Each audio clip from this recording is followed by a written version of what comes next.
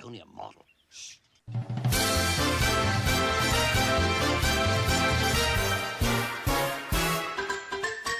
We're knights of the round table, not round the square or triangle. We come to hang, chat the game on Fridays as we're able. We play well here in Camelot, we are chums and fun, but Camelot. We're knights of the round table, our host is formidable. He runs a strange, often insane, but sure he's quite unstable. He's enigmatic in Camelot, but seems never to have done a lot.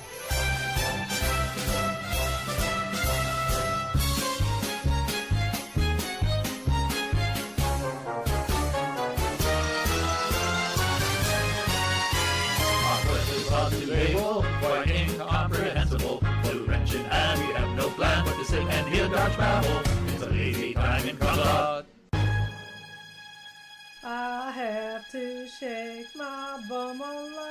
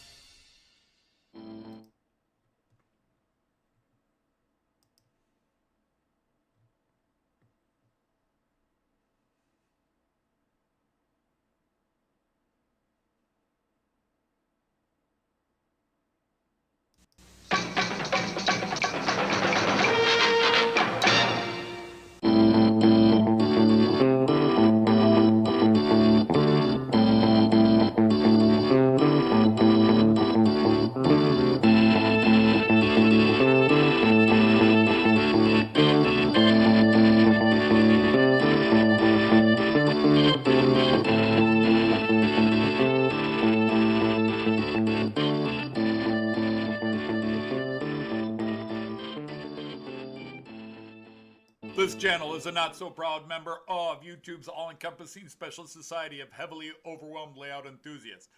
Check any railway show, check any railway club, check any layout, check your own house. You'll find one of us somewhere. Warning, the content of this stream is not suitable for children under the age of 16. The topic, language, themes, attitude, and personality of the presenter is not appropriate for anyone, much less children under the age of 16. Topics discussed will not center on trains and will focus on anything except politics. It just happens trains are running. Any similarity between characters, situations, trains, and intelligent thoughts is strictly a coincidence. Any rebroadcast or transmission of the stream without the expressed written consent of Major League Baseball is strictly prohibited. Viewer discretion is advised. Remember the 3 rules for model train layouts and pretty much anything. It's your layout, do what you want as you want. Do not tell someone else what to do unless they ask you directly what they should do. Do not call out, mock, criticize, or insult another channel on your channel or anyone else's channel. Thank you for your cooperation. And see it, you'll love it, and it falls on in the best possible way. Hey everybody, happy Friday to all you Knights of the Rhomboid table. Hope you're well on the other side of the computer screen. A special greeting to all of you who watch on replay because you can't be here while we do this. We get almost, well, not double, it doubles the views. Over half the video views, or just under half the video views that each live stream gets are after the live stream ends. So that means a lot of people come back and watch, which is really, really warms the heart. So let's get into greeting all our fellow Knights of the Rhomboid table. But just again, a special shout out to our longtime Sergeant at Arms, Joseph Agliato, who now lives in China. So unfortunately, when we're on, he's sleeping. It's just like 2 a.m. where he's at when we go live. But you are missed. We do miss seeing you in the chat and on the screen. So we do think of you. Other people, Mark at Model Railway Fantasia. I should drop you an email, see how you're doing. And all those other folks that do watch in the background. So anyhow, let's see who's here. Sir Andy from 81E is here. Sir Lee from Anfield Road is here. Welcome in, welcome in. Sir Colin of Wax is here. Sir Andy, the hot dog pilot, is here. Sir JD, Grandpa Rails just popped on my screen. Sir Ian, hello. Wie geht's, wie steht's? From Model Eisenbahn TV or Fernseh. Sir Jean of Ricard, nice to have you here, my good friend, who will be falling asleep soon because he worked early today and works early tomorrow. Sir John of Benicki is here. Sir Andrew of March West Junction is here. Sir Mick, the Royal Bartender, is here. Thank you. Sir Dwight of Curly just popped in. Speaking of which, there is Sir Mark of Model Railway Fantasia. How about that? Sir Dino of Model Railway Shed. And who else just popped on? Sir Efo, who was here. I saw you chatting earlier. You're still on your holidays. Some cool videos you have posted, the little bits you did show that I caught. I have not caught as much YouTube as I normally do, but I try to catch. And let's see, Sir Tom of Couples is here. Sir Tom of Houston is here. And Sir Chris from the Valleys. And I thought I was subscribed to your channel. I swear I was. And I just caught people talking about your Coploper, which you mentioned last week. And that they had seen the video of it. And I was like, I didn't see a video of it. And I started scrolling through my...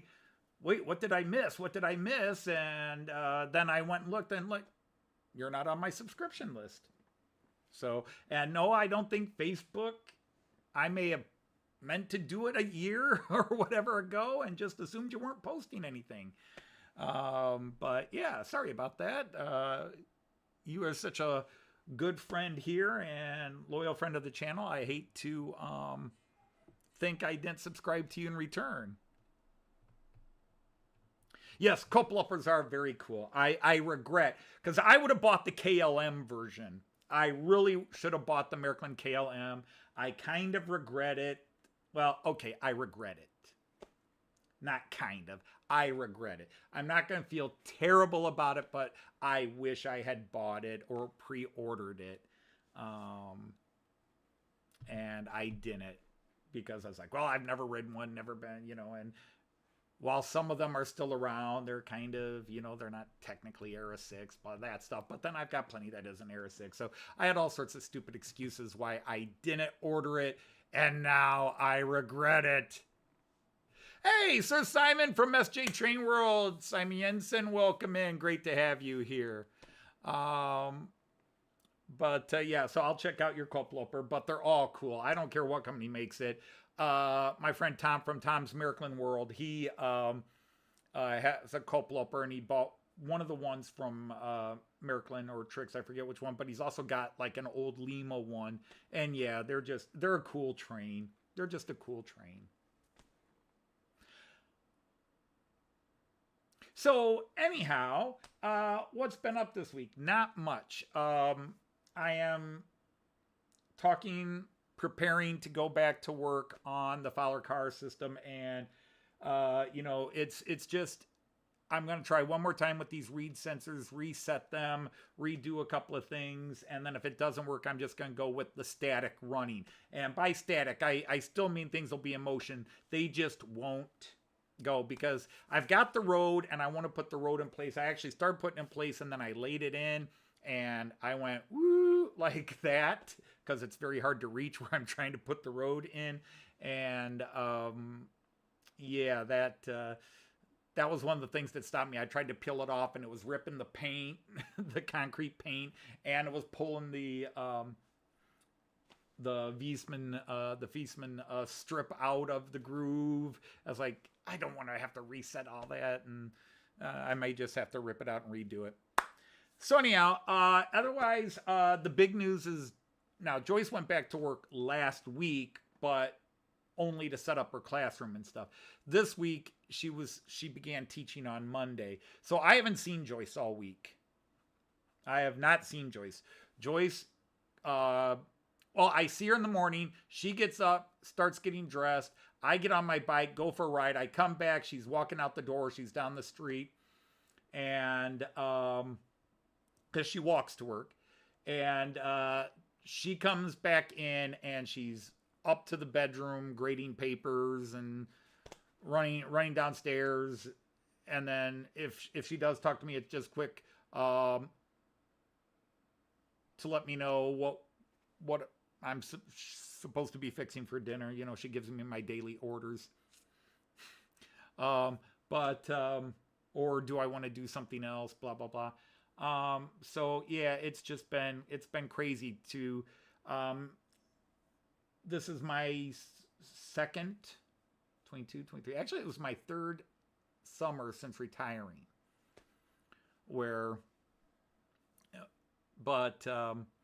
It's last summer and this summer really where it kicked in, and I get used to having her around, and then she goes back to work and I'm not. You know, the first one was the first time I didn't go back to work and I wasn't thinking about it. But last year and then this year, it's the first time going back to work. Hey, Sir Gary from Leicester Station, and Sir Hi. And we've got, who else just came in? Paul from Wolfsack Scenics. Nice to have you here. Or did I screw that up? Peter, Paul. I always screw up. There's somebody I keep calling Paul who's Peter, and somebody I keep calling Peter who's Paul. Peter and Paul. But anyhow, yeah, so it's been crazy with that. I'm still trying to sort out what's going on with my ICE3.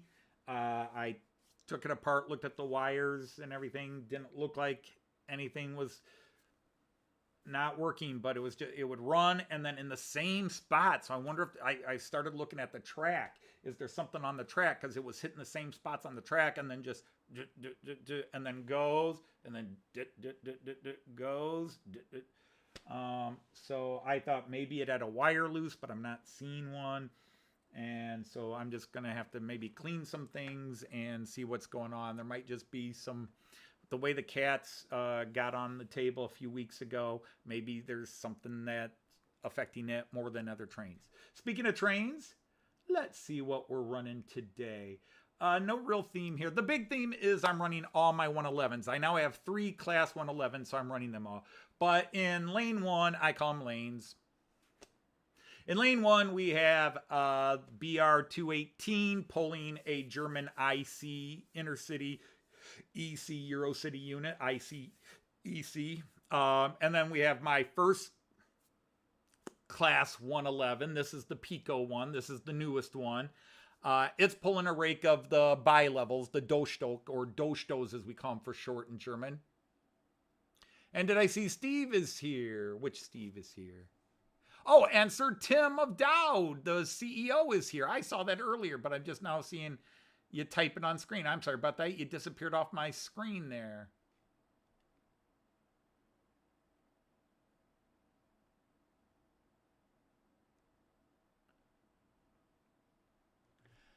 EFO, it is definitely both on curves and on straights.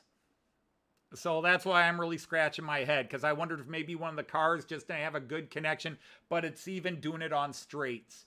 But I will work on it more this weekend, and really, I hope, depending on what's going on, my son is coming up to visit this weekend. So I should have time, because I probably won't see him till Sunday, but there it is. So anyhow, I got class 111 pulled DoStos. I've got my big boy, my biggest locomotive, that HW Viba, that class V320, pulling a rake of flatbeds, tarpaulin covered, and tankers. And then I have those 2 experimental livery kits I bought a few months ago. Both pulled by 111s, so you'll see those going around. And then way in the back, we're running a short Alex, little regional, Regio as we say it in German. So let's get these guys in motion, and then I will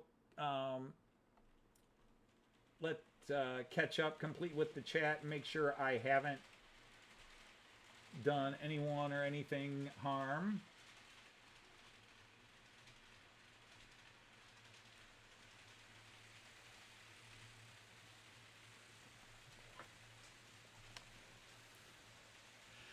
Hey, Sir Roger from St. Blazy. How are you, sir? Great to have you here. Okay, oh, hang on. Really, I don't need to stop everybody. I can let everybody else go. That's right, I backed you up. I should have known when I backed you up, you're gonna derail. Dudes. Those are some crappy Märklin freight cars. Even with the weight in them. Okay, sorry about that. We had a uncoupling there. A guy was slightly derailed because I was pushing back, trying to adjust it on camera. And let's get these two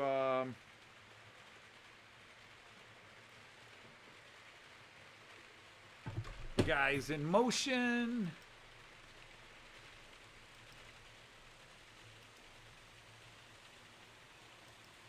Not too fast, not too fast.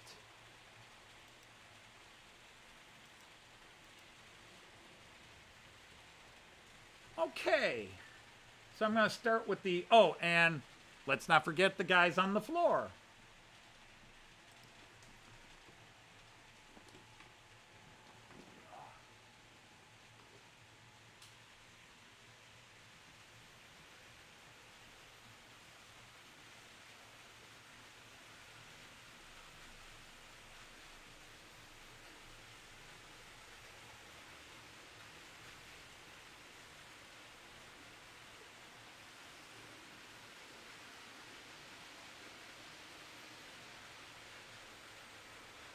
Come on.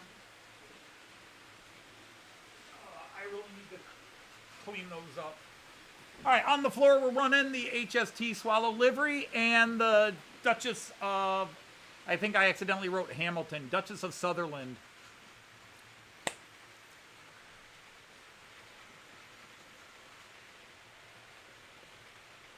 (64 out of 36).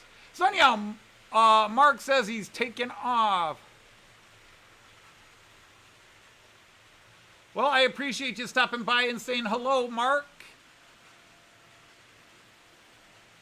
And Sir Steve of Childers is here. Welcome in. Is that everybody? I'm up to date now.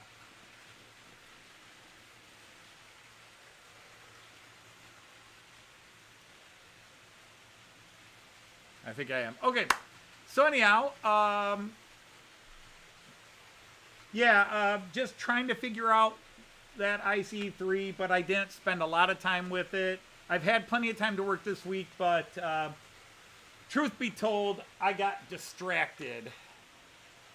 Trying to adjust to having the house all to myself again, Monday, Wednesday, Friday, plus I only have Cayenne half days now. Cayenne, a couple of weeks ago, started preschool, so normally I would watch him all day Tuesday and Thursday, but he spends half a day, so I pick him up at 12:30 and watch him till 4:30 or 5:30. So I've had more free time. Joyce is gone. I actually managed to get into Steve Childers' live stream today because normally Fridays at lunchtime, Joyce is like, let's go here and do this, and we'll get lunch while we're at it. Joyce bribes me like a kid. She wants me to go do some running and well, let's go do this, and while we're out, we'll pick up lunch. Okay. It's not an HST. Oh, it stopped. Razzle, frazzle, frazzle, razzle. Come on, dudes, let's work.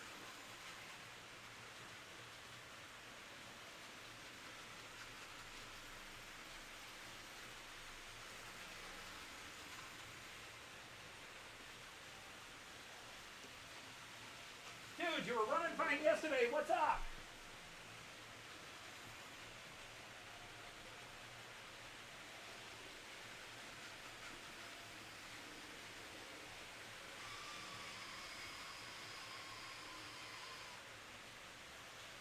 Well, that didn't sound good.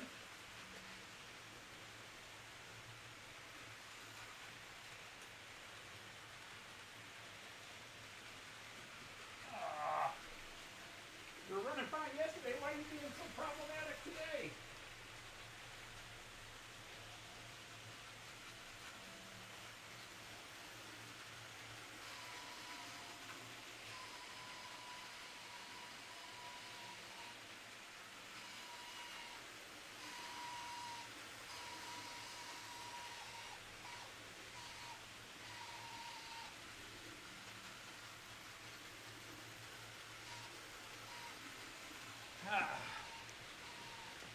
It's going to be one of those days, apparently.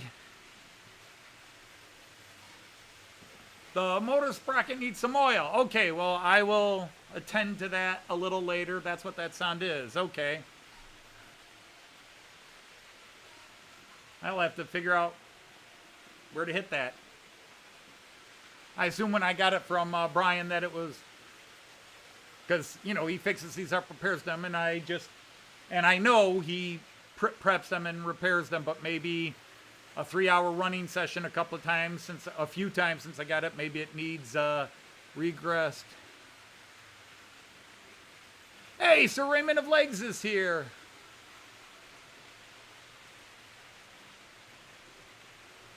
Oh, your dog Ollie. That's right.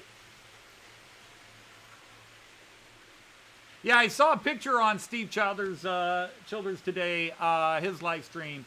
He's getting big already. They do grow fast. I didn't expect him to get that big that fast.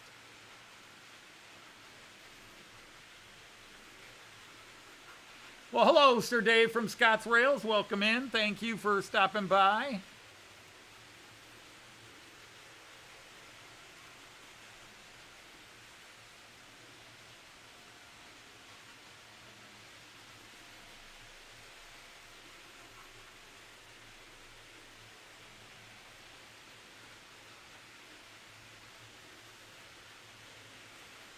Had the same old conversation that as a teacher never gets old. I was in a shop the other day and somebody walked up to me and said, "Didn't you used to be Mr. Dodge?" And it's so funny people always ask it that way. Didn't you used to be Mr. Dodge? And because you hear it so often, you've always got a smart-ass answer like, "Yes, I used to be, but now my name is Greta. And I am from Norway." And I usually do it in a bad Scandinavian accent. "Yes, but now my name is Greta. I am from Norway." I thought that was more Swedish.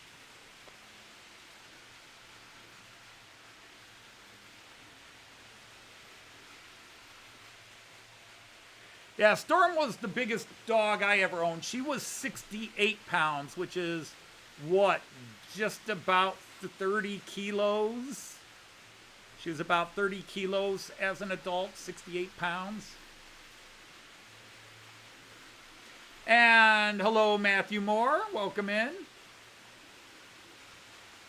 But, yeah, just a former student of mine, and they're like, "Well, dear, you had me at Leverett." I'm like, "Okay, so you're 40 now." Because it's been 26 years since I taught at Leverett. And they're like, "You don't remember me?" And I was like, "Give me a name. I'll remember the name." But you got to remember, you were 14 when I taught you. You're now 40, which, by the way, running into a former student who's 40 or more, because yes, I've run into former students who are 50, because when I started teaching, professionally teaching, I was 22, and my students were 14 to 17. So I was only 5 to 8 years older than most of my students. So now that I'm 60, near enough, they're they're in their 50s now, the first group of students. And that's not even talking about the students that I taught when I was a teacher in training.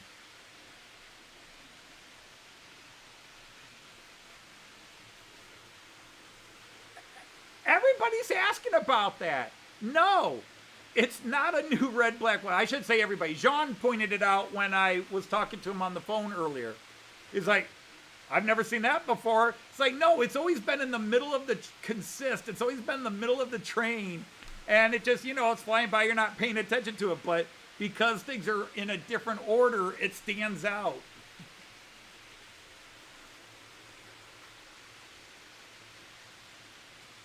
Let's see, which 111 is that? Yeah, that 111 is flying right now. That's lane 4, so let's slow him down just a bit.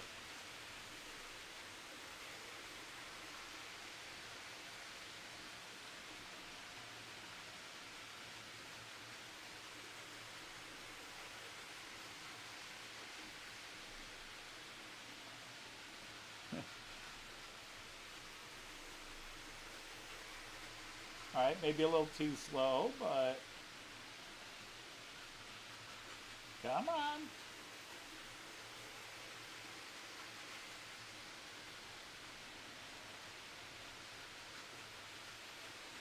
All right, that's a better speed. Hey, another Andrew is here. Sir Andrew of the Shortbread, which again makes him the royal baker.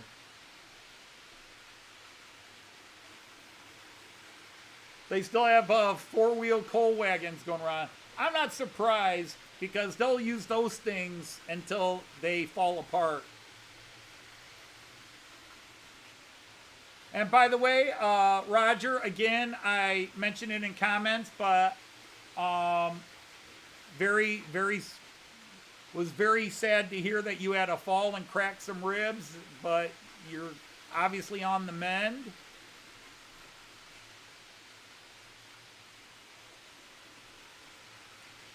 No, that tank car was the first car set I ever got from Joyce. She bought me a Class 187 and a little mini freight set that had that tanker, 2 flatbeds, 2 of the flatbeds on that train.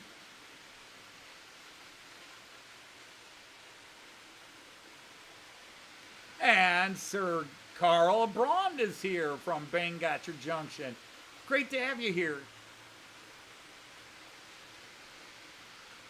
Yeah, I guess I don't have a preference. My preference is for my freight, for the most part, to have it, like most things, Era 6. But obviously, with the experimental cars I'm running today, which are technically Era 4, 5, they're right at the switchover, mid-late 80s.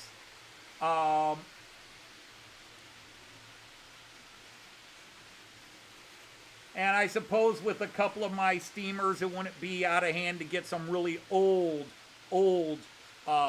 freight cars just to do an old steamer freight train. So I might look into that down the road. But again, some things that are happening that my train budget is shot. Even for Getz, I'm not going to have as much to spend at Getz that I planned on.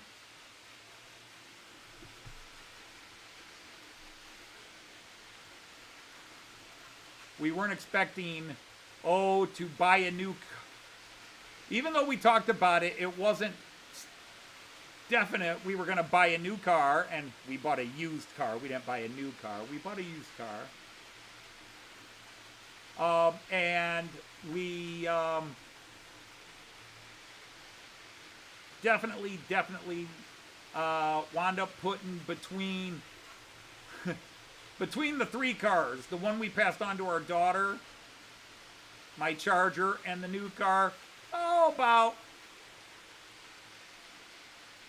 $5,000 of various repairs and upgrades and down payments. Maybe, $5,500. So,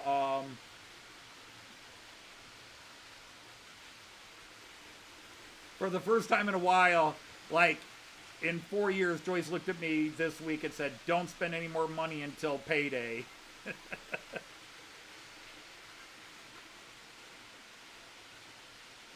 And of course, we've got our trip to Germany to start booking. Now, normally we don't book the trains until December, but it's like a couple of places we were looking at have already booked and filled up, places to stay.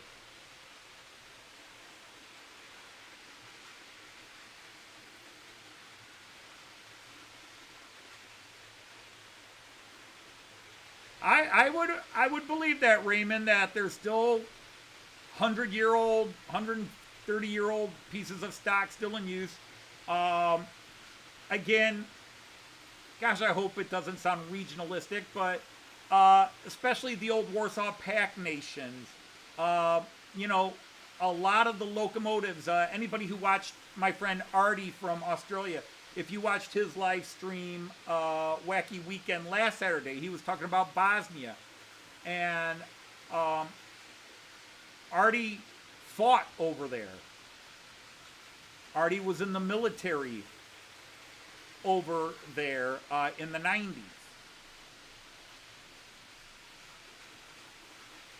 And, a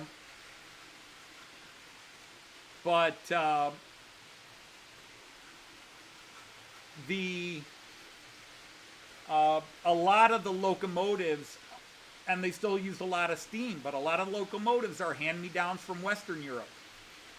So they'll have era 1, 2, and 3 stuff all on the rails.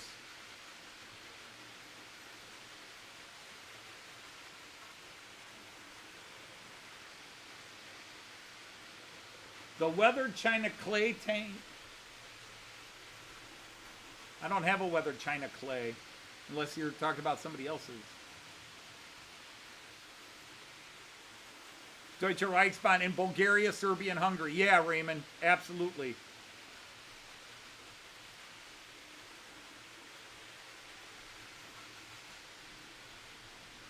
Well, this guy's coming here slowly. Yeah, we should be able to see it. So we got 3 of those little yellow Viba, and then 2 flatbeds. And then we got a string of these 3 tarpaulin cars, and then 2 longer ones and a really long one. And then we've got a tanker, and then that's an Erveba, and that's just one of those, like, I think you guys call them silver bullets when they're clean, but it's a rusted up one. That was a gift from Danny at Ivor Junction. I feel so bad. I'm just not a good person. But Danny came to meet us, and he brought us a gift, and I didn't bring anybody gifts. I didn't bring Jim Hovermotion a gift. I didn't bring Alan, and I knew I was going to meet these people, and I didn't bring anybody gifts when I went over to the UK. I got to think about that. Now, Artie, I didn't take him a gift, but I bought him a gift over there.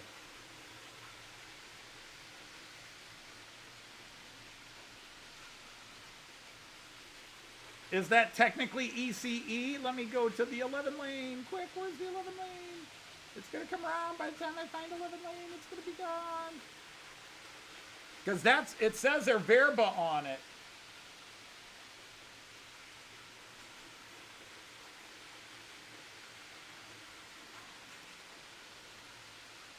Is our verba part of ECC?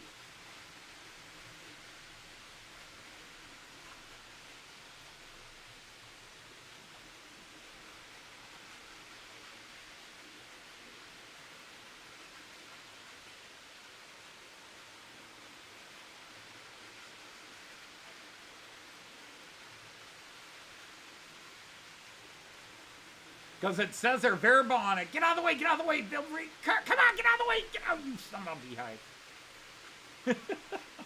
Perfect timing. I had the right camera nice and bright to see it.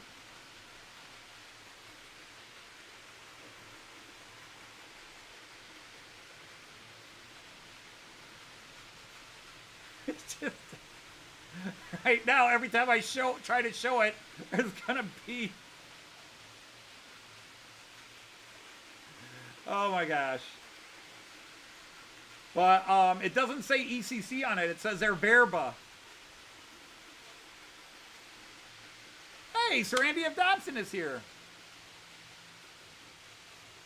Indeed, Sir Tim, indeed. Absolutely, absolutely. My trains are messing with my brain right now. Every time I try to get that on a close-up, another train comes flying through. But isn't that the way of things? Say, hey, look at that. Something walks right in the way right when you're doing it.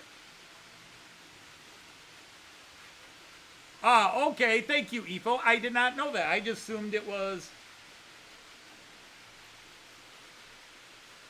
And Merva. I always thought there was a B in there. But there isn't.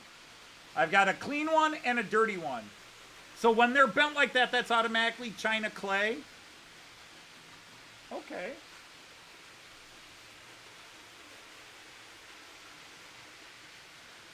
I just figured they were bent like that because somebody dropped it and they still had to use it.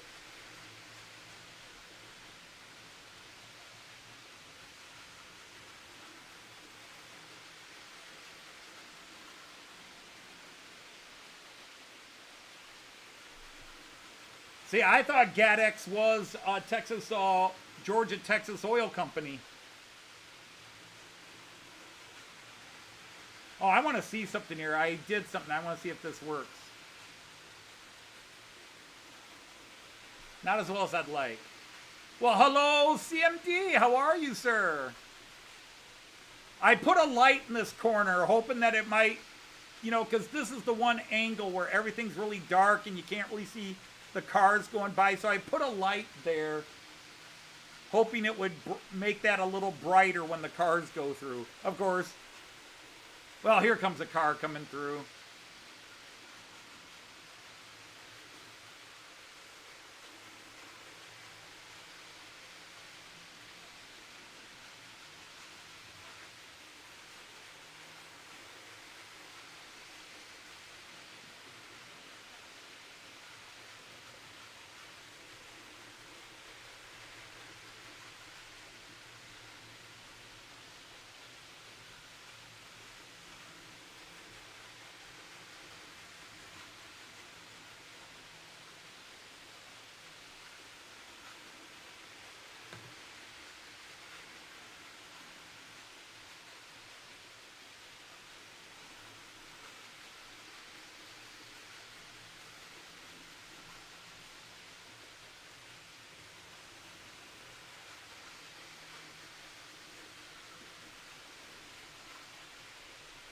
China clay slurry. All right, cool.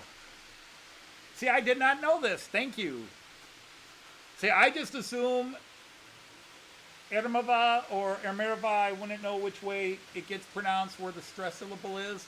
I just assumed they were since I've seen a lot of tankers with the name, I assumed that they were petroleum or chemical, but they just lease the stuff. Okay. They just make it and lease it, or buy it and lease it out. I did not know that. See, when I think of China clay, I think of the cars that that Andy Hot Dog Pilot bought that I shipped to him, and that they were kind of like hoppers.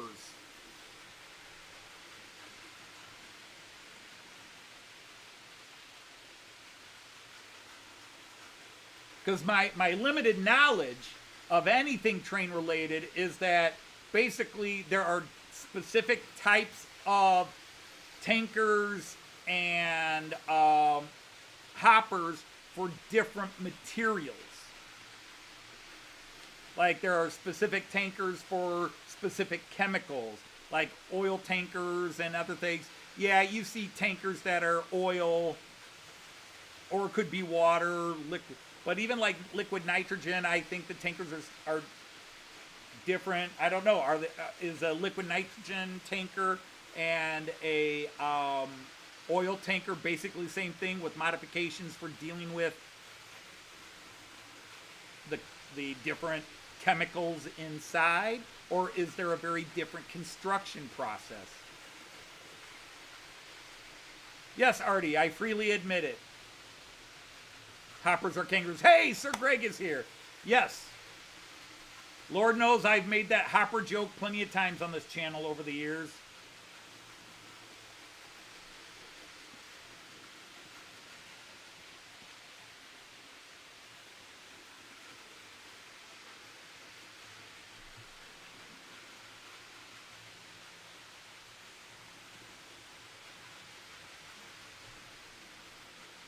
We don't like the name hoppers anymore.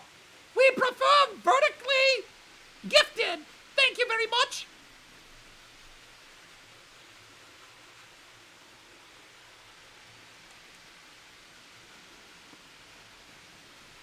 that's a nice long freight train. Granted, it's not true length of real freight trains, but it works.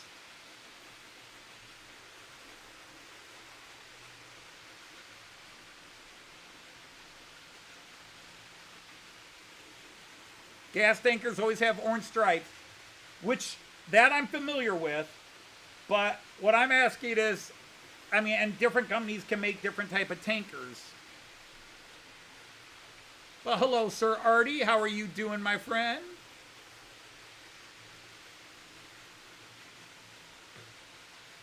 Different wagons for different byproducts. Okay.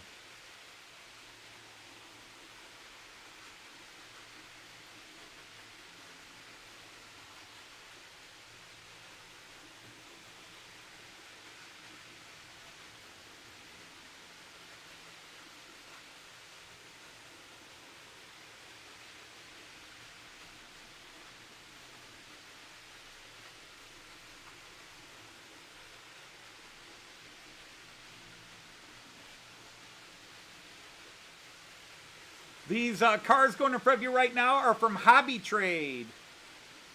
They're Hobby Trade stock that Roco took over and released. So I bought them from Roco, but they were manufactured by Hobby Trade.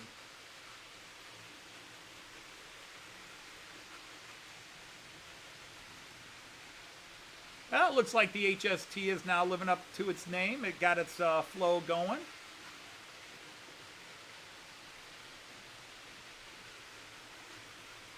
Well, that part I know, Artie. Lord knows I spent my childhood trying to learn which ones did that. Well, if I add vinegar and baking soda, this happens.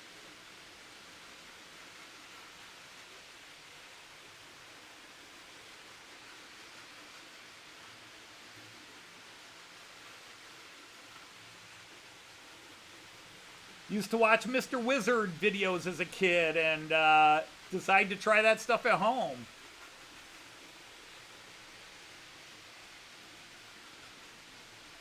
Yeah, and that's the thing. When I got into the hobby and started looking for Regio bonds, you know, I knew I was Märklin.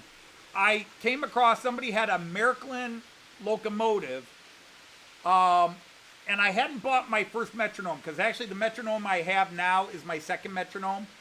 But I saw a video where a guy was running a Deutsche Bahn bi-level, you know, DoSto, Doppelstock.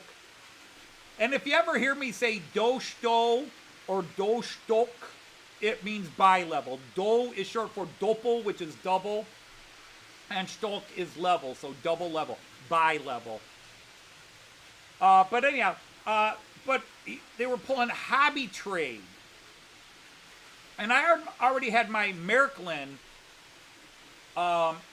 double-deckers, and I thought they were nice, but the Hobby Trade ones in the video, and this is going back 8 years ago, the Hobby Trade ones, before Hobby Trade kind of had whatever happened to it, they were just, the metronome and the Regios were just gorgeous.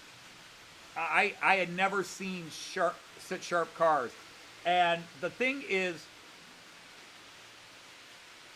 at that time, they also made a third double-decker, which is from S&H, Schleswig and Holstein, the private company, Regio company that does traffic in Schleswig-Holstein. And they were these dark grayish green cars, and I thought they were so cool looking, and I couldn't justify buying them because at that time I was harsh on the rule, only if I've ridden on it. And by the time I decided what the hell I'm going to get them, I can't find them, or if I see them, they're not 3-rail and they're expensive.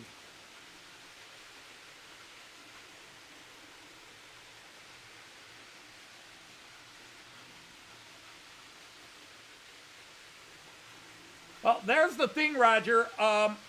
My favorite livery of the HST is the Swallow livery. The first time I saw a video of UK, a British HST, was in the Swallow livery. And that was before I was even into trains, and I thought, that's a cool looking train.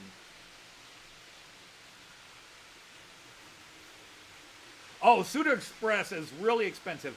I am waiting for their Deutsche Bahn version of the new 159 to come out.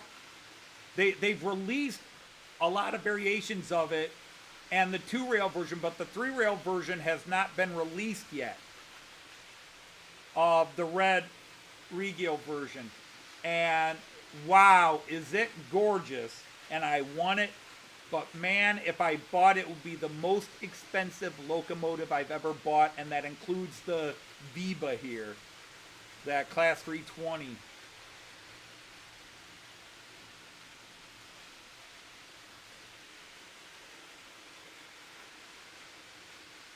That guy right there, because that's the most expensive loco I've bought.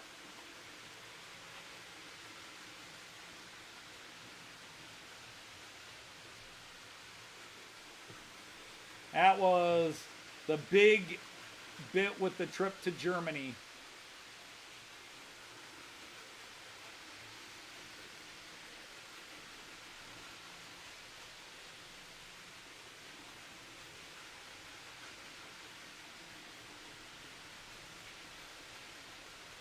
We're just going to follow him around.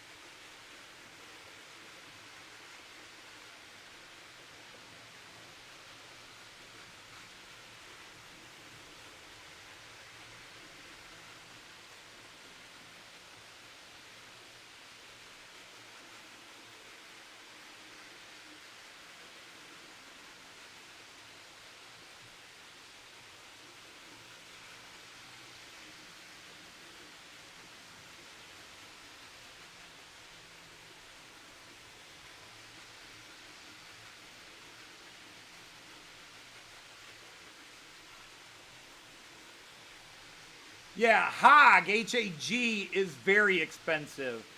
I believe they're Swiss. I believe Hag is Swiss.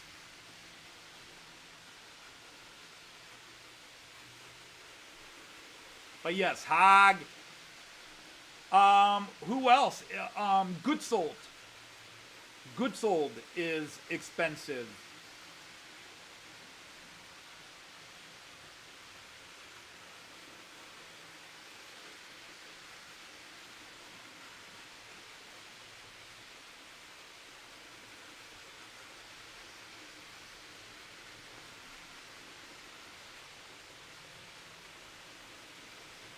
Yeah, the container train has definitely become a favorite of mine. I've actually run it quite a lot lately. This is the first week it's been off in about 5 weeks. But I did park it. But yeah, if I'm not into freight trains, but if I'm going to run a freight train, I like container freights. And the thing is, it appeases my ADD and autism, because I just get all these different colors and just sort of make a rainbow of a train, all the different colors and companies. Oh, what a great question.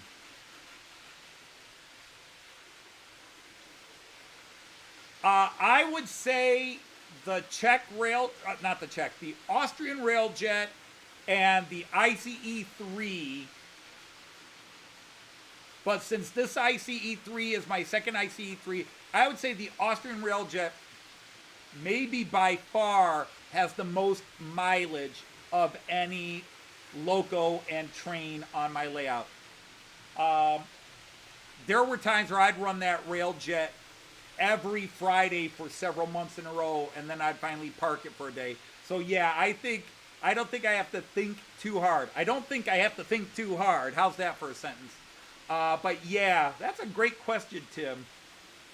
But yeah, I would say my Austrian Railjet by far has the most mileage on it. Well, hi, Sprue and Glue. Was watching a little bit of your live stream earlier today.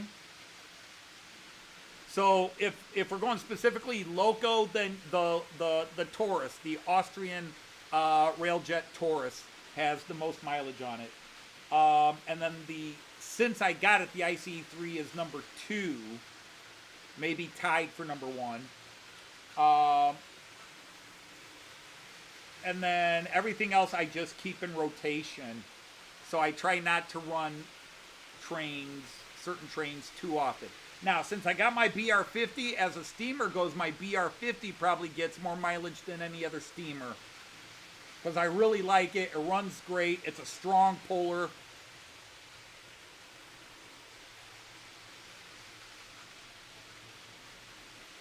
Hey, hello, Sir Leslie. I'm sorry I didn't see you pop in. I hope you're well. What's this about calming down? I apologized. I missed you coming in. I got to get one of those setups in OBS that announces as people come in for the first time, puts it on the screen.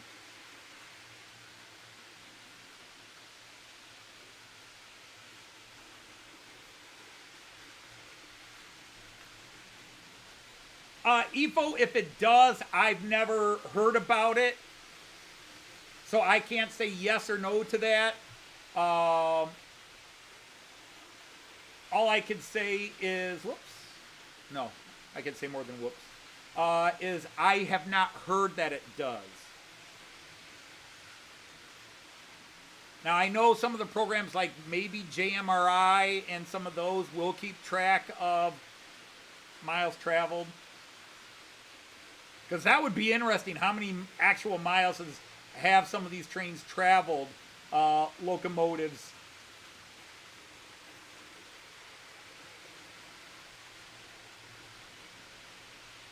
Let's go to multi-view just for a bit. I know if you're on your phones, this makes it harder to see.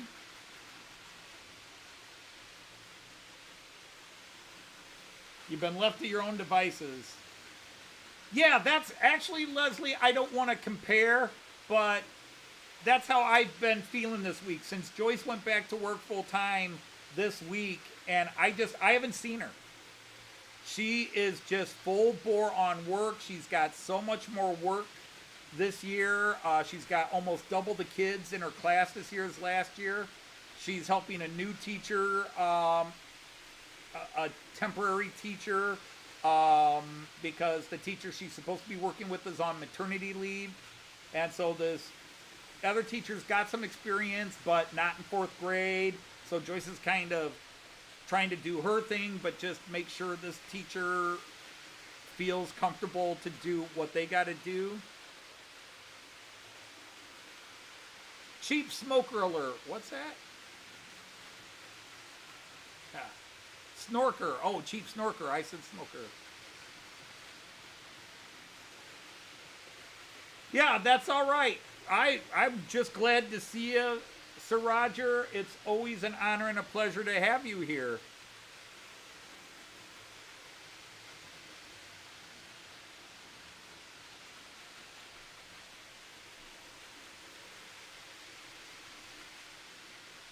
Oh, absolutely, Andy Dobson. Obviously, it's a danger that if you get into model trains, most of us know it's an addiction that very few people get out of. I got into it late, but yeah, I am a bit of a frantic. I have gotten into trains, and since I retired and have been able to buy, I have, from 2016, you know, the very beginning of 2016, really Christmas of 2015 to 2022, 7 years, I had maybe gone up to, I think in 2022, I had maybe 10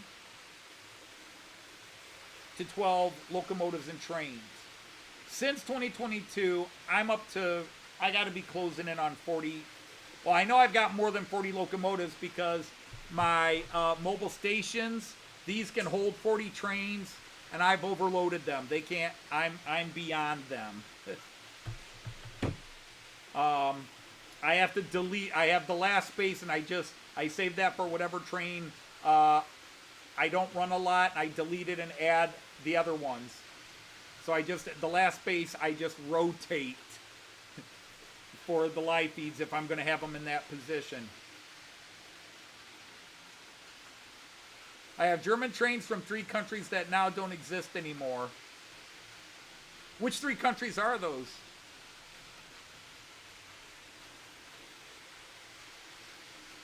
Thanks to a certain friend, I got the European train addiction. Actually, if I understand the story that you put online, Artie, I think it's your own fault. You went to that person's house and stole their European train and decided you liked them so much and then bought more. Had you not stolen, you would not have gotten into that addiction. So don't blame others for your own. I don't blame anybody for my addiction. I blame my addiction on me. I blame my addiction on traveling in Germany and falling in love with traveling by train and wanting to have memories of all those travels. Because at the time, I didn't know if I would continue to travel in Germany and travel by train. I was already when I bought my first train in 2015, my exchange program was already starting to die out. We were getting fewer kids in the program, fewer kids wanting to travel, and I was, as head of my own department, I was fighting my administration to keep the German class alive, the Japanese class alive, the Latin class alive, and I failed on the Latin class.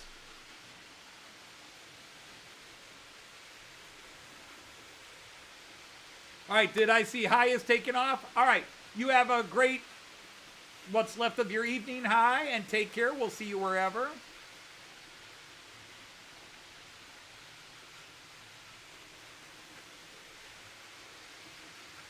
From a certain telecoms company that no longer exists.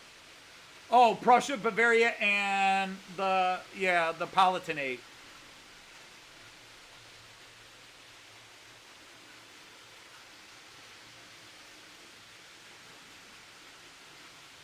But that's cool. Although technically, at least Bavaria still exists. It's no longer an independent country. Pfalz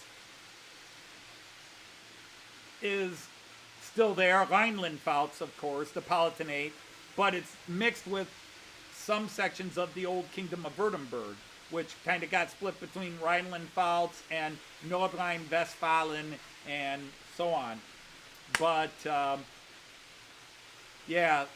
Prussia doesn't exist at all anymore. There's not even a section of Germany called Prussia. In fact, most of what was Prussia is now in what is today Poland.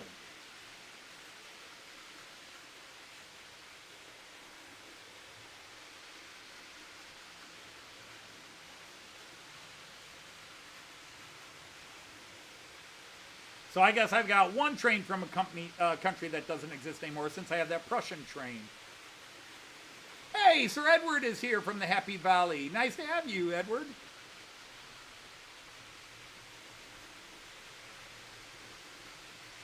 Yeah, I don't know if I'll watch anybody's video. I'll catch Hot Dog Pilot's live stream on Sunday if he goes live on Sunday morning. As for me, for him it's Sunday afternoon. But after that, I don't know if I'll be on YouTube because my son is coming up to visit and I'm making lasagna. So I'll be in the kitchen most of the day.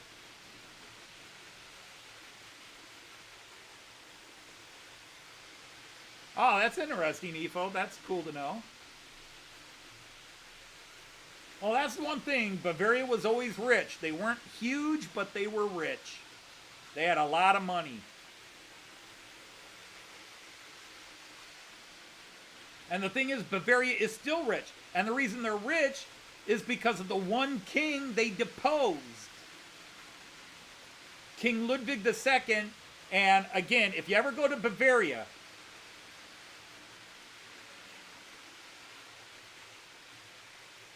If you ever go to Bavaria, never call him by the nickname that a lot of Europe calls him, Ludwig the Crazy. The Bavarians do not like that. They love Ludwig. They feel he was an abused and misrepresented king. And the fact is, Bavaria is richer now than any time since they were the center point of the salt highway in the Middle Ages when salt was worth more than gold. But all the, the ministers deposed him, claiming he was bankrupting the country, when Bavaria was an independent country. But he didn't.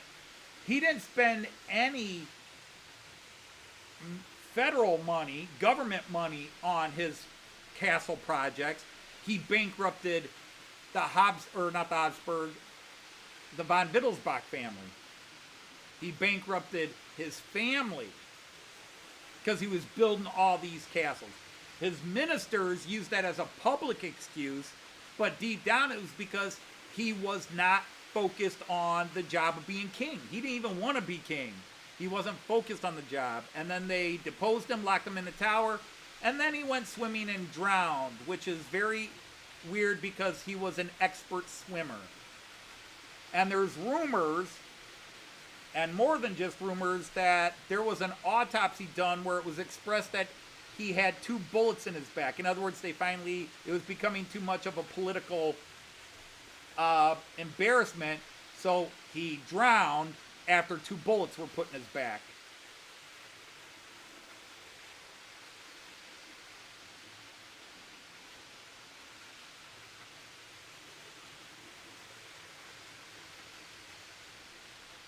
Now, Ifo, would that purple-brown scheme have influenced some of the Rheingold coloring? Since the Rheingolds have a purple and brown sort of livery there? Because I'd have to, maybe you could even post a link or a picture or I can Google it later, of course, of what a Pfalzbahn passenger train would have looked like, or locomotive.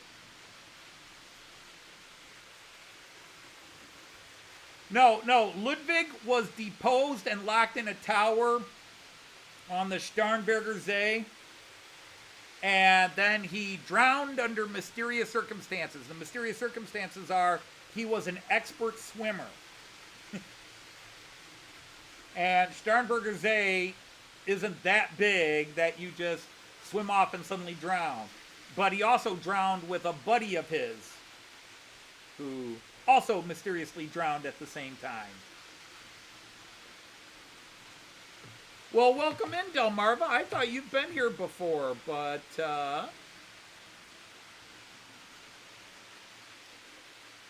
now declare you a knight of the Rhomboid table.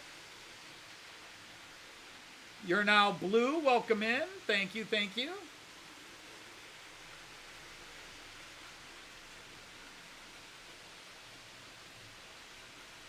I don't know. The friend might have been a psychiatrist, but they drowned. That is the official record, is they drowned.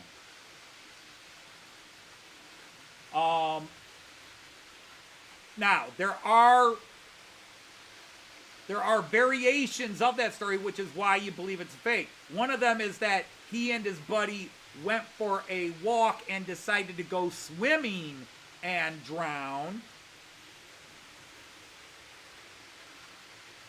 Or they were out in a boat and got drunk and went swimming and were too drunk to swim and drowned. But he died of drowning and lead poisoning. He died under mysterious circumstances. Well, I've seen you on Artie's, but I thought you'd popped in here. But anyhow, you are now blue, so you can post a link to your channel and see if some of these people want to check your channel out and subscribe to you.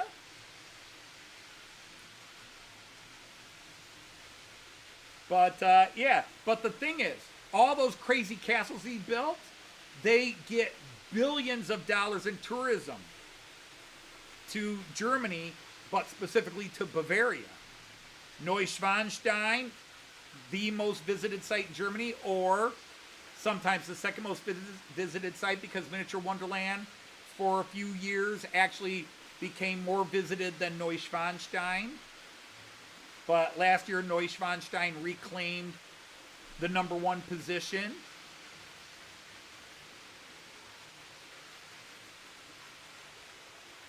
Well, that would be cool, Ifo, not to nag you to do a video, but if you did do a video or even a post with some pictures, I would find that very interesting.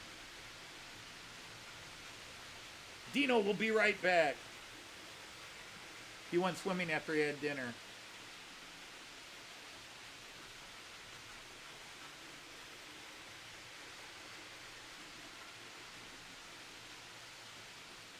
But yeah, the official story of Ludwig is the official report by his ministers is he drowned. But yeah, it was a very, very, he clearly was deposed, and while there's no official evidence out there, there are books, there are people, contemporaries from that time who said they saw a letter. The doctor wrote a letter to a friend towards the end of his life because but it was intercepted. But then the daughter, the family of that doctor who performed the autopsy, at least he didn't leave his shorts on the bank. Well, Artie, there's that. I did leave my swim trunks in Australia. Not sure how that happened. I thought I wrapped them. After I took them off and put my pants on, I thought I wrapped them in the towel and walked away, but well. That's why I always pack 2.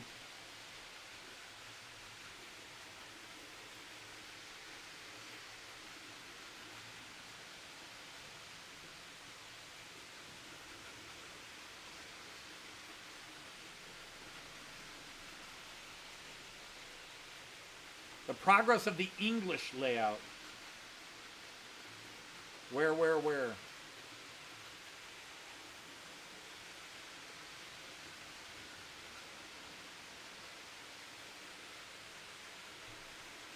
Oh, Mini World in Utrecht.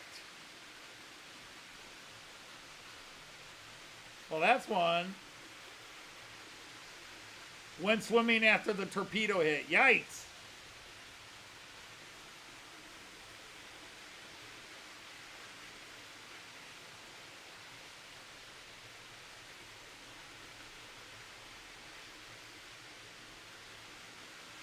What I'm running is HO, if that's what you're asking, Delmarva. My stuff is HO.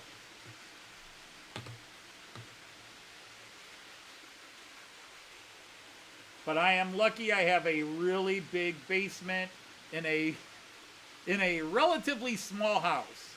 By American standards, this is a small house. It's a 2-bedroom, 1-bath bungalow that has been expanded.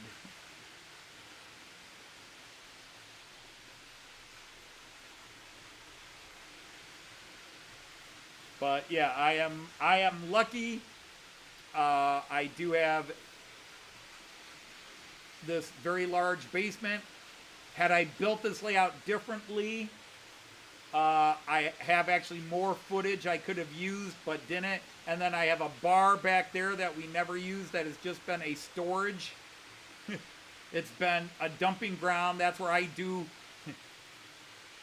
most of my painting and decoder installation and everything now. The only time that was used as a bar was as a food bar when we used to entertain Joyce's family for holidays down here. We had as many as 36 people eating down here one Thanksgiving.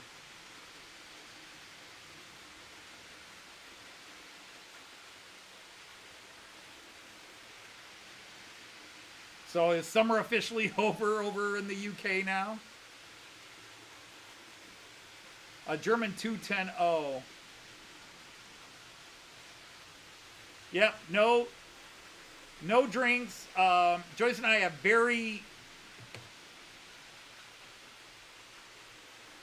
very little alcohol. There's a 6-pack of beer, of Italian beer in that refrigerator right now, of which 3 are gone. And it's been in that refrigerator for months.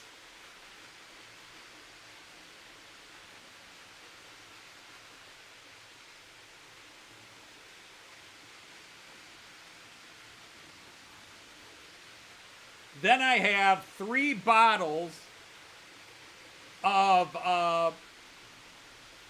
Stefan's Wine Paradis peach brandy, which is my favorite alcohol beverage. And then we've got like 3-4 bottles of wine in the wine rack. And then we've got a thing of Canadian whiskey and a bottle of Jim Beam. The Canadian whiskey we got as a wedding gift. And we never opened it. It's still here 40 years later. It's never been opened. Because Joyce and I don't drink liquor. Since we've been married, I've had Hungarian moonshine. I've had Yugoslavian moonshine. I guess that's liquor, but no whiskey, no gin, nothing like that, because I just never developed the taste for them. Beer and wine. And then brandy. Hey, Steve, you need to write a paper. You drank it and fell over. Well, the thing is, whiskey, as long as you don't open it and keep it in a dark place, it doesn't really go bad from my limited understanding. I suppose we could re-gift it to somebody someday. And it is Canadian whiskey. I don't know if it has a name brand on it, just Canadian whiskey. Oh, really? Wow, Andy, I love Pilsner Urquell. I love it.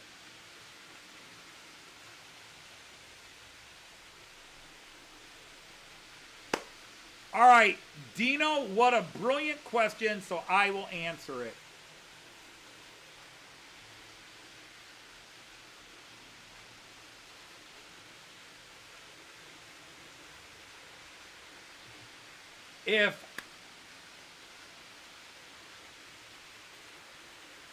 If I were to redo my layout, would I do anything differently?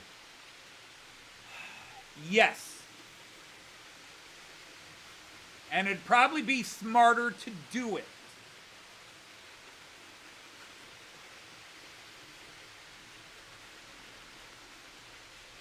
I would put Delmenhorst right behind me.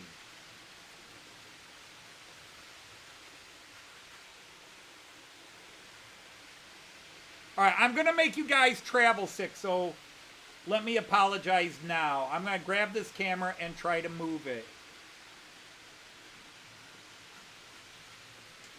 So bear with me. But as you know, Delmenhorst is over there. That's Delmenhorst. I would put Delmenhorst Station right here and the bus depot, and then not bother trying to build the city of Delmenhorst. Then I wouldn't be worrying about the Fowler car system. And then I would just run that 1.5 wide gap here with 3 lanes, and then I would just have it go down to the wall, go under the, go under those cabinets where you see all my high-speed trains parked. And I would have it then come around, and then I would do some sort of maybe figure 8 to get an extended run around behind me. And then again, just come up and go all the way to the wall there and curl back in and then come to Delmenhorst. And that would allow me, sorry about that, everybody. That would allow me to make the Delmenhorst platforms in true scale.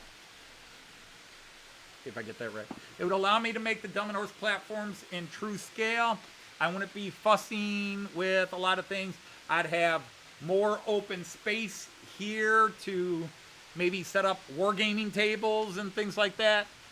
But then I would be trying to figure out where to park everything. Maybe I could have built a couple of big parking areas or a Schottenbahnhof down low, just circled around, or even built sort of a helix to the floor and then run something about 3 inches off the floor and put a Schottenbahnhof underneath. But that's probably what I would do for simplicity's sake, and I wouldn't be fighting some of the things, but I still love the town of Delmenhorst. Delmenhorst is special to me, even though as time goes by, I will go there less and less. For example, Joyce and I right now are not planning on going to Delmenhorst in our coming trip to Germany. We're going to be in Lübeck, and we've got enough to do in Lübeck, and we're going to spend the night in Hamburg before we go up to Denmark. And Joyce and I are...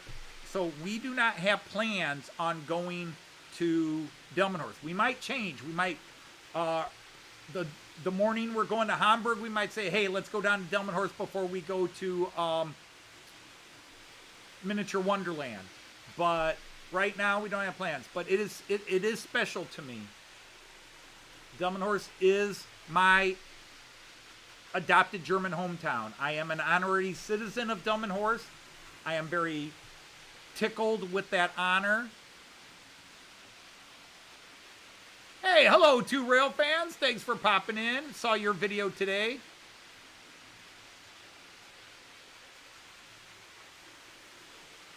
You left your homework at work.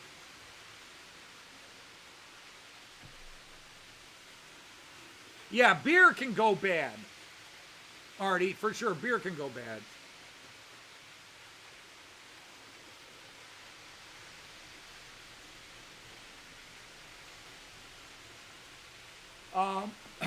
But yeah, so am I planning on doing that? No. Would I do have moments in my head where I think about tearing down the Bremen side and completely redesigning this side. But then I think of the work involved, the fact that it would be a few weeks without running any trains, that it would drive me crazy. My live streams would be sort of like, I'm not running any trains right now. But I do want to rerun. Let me go to the Bremen side here. These platforms you see there, I made these out of wood. So they were custom width and custom height. I'm not happy with them. And I want to relay the track design. I want to relay this track and get it straighter. Things are off. They're off by at least a centimeter. Well, half a centimeter to a centimeter. And that's just one of the things that holds me up from doing any work on this side, is I keep telling myself, but I don't want to custom make them again. But I do want to get the Bremen giant cover over this, get the post in, supporting it. I wish I had both the skill and the determination that Tony Northeastern has when he builds his stuff up. Because it would be similar to that gorgeous canopy he built with his layout.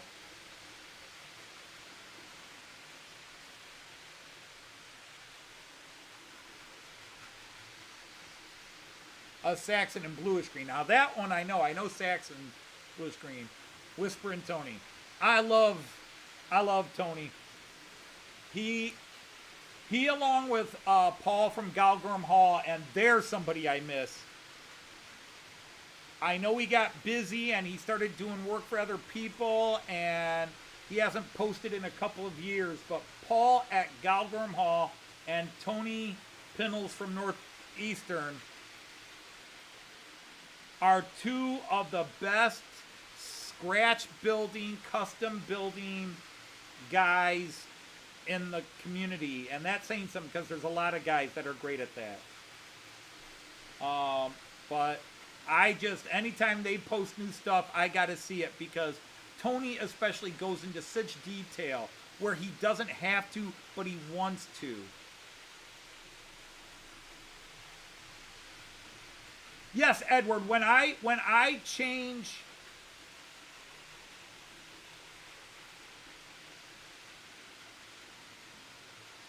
yeah, Edward, when I change the track here, I will do it one at a time. I have a point over here where all the track are equal. And then as they go into the curve, I got the metric slightly wrong, and it threw the tracks off coming down that straightaway. So I can fix it one track at a time. And to be honest, it wouldn't take me that long. I could do it in a week between live streams. Now, there's the question. Well, if you can do it in a week between live streams, why haven't you done it? Because I am a lazy son of a bitch. And I have to get my head in a very positive frame, like, okay, I'm ready to do this. And it's very hard for me to get there. That's part of, dare I say, if you go back to a video I put up a few months ago, being a manic depressive. I have to be in a very special frame of mind to do that. And it's like, I started that Fowler car system. I got myself in the right frame of mind to start working on the Fowler car system again. And then several things happened. And it's not like I'm depressed and sitting in the dark, gloom and doom. No, but, you know, most days I tend to be a fairly happy guy.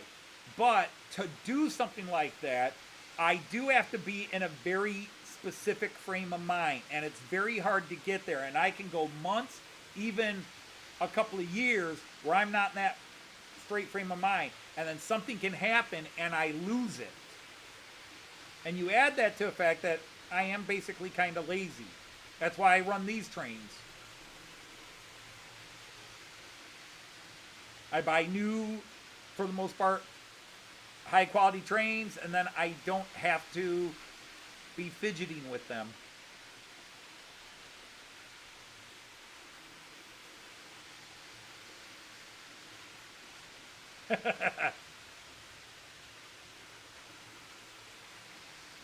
You got another wish list.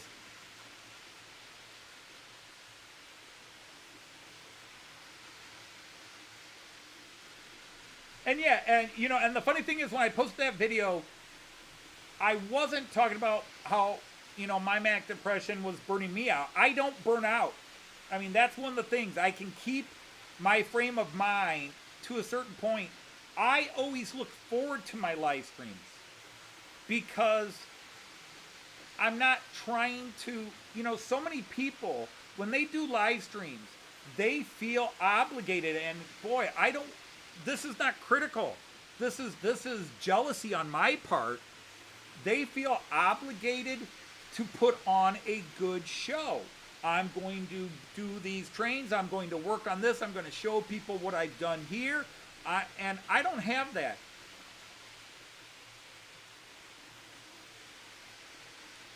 I just run my trains, and they don't get in the way of me building my layout or working on my layout. That's the laziness and the frame of mind that gets in the way of it. But you know, I mean, like when Heath or even Dave from Scott Rails, who was here earlier, maybe he's still listening in the background. You know, they talk about how much prep they have to do for their live stream. I do maybe 2 to 3 hours of prep, and there's no post work because that's just the prep for the next week. For example, on Wednesday, I come downstairs at 7 p.m. It's after dinner, and I put away the trains I ran on the previous Friday's live stream. I put them away. They're not going to run today. And that might take me 15 minutes, maybe half an hour at most. but usually 15, 20 minutes. Oh, Evo, I'm going to be in Aachen in June. I'm finally going to get to Aachen. I've wanted to get to Aachen since I first went to Germany, but we're finally getting there.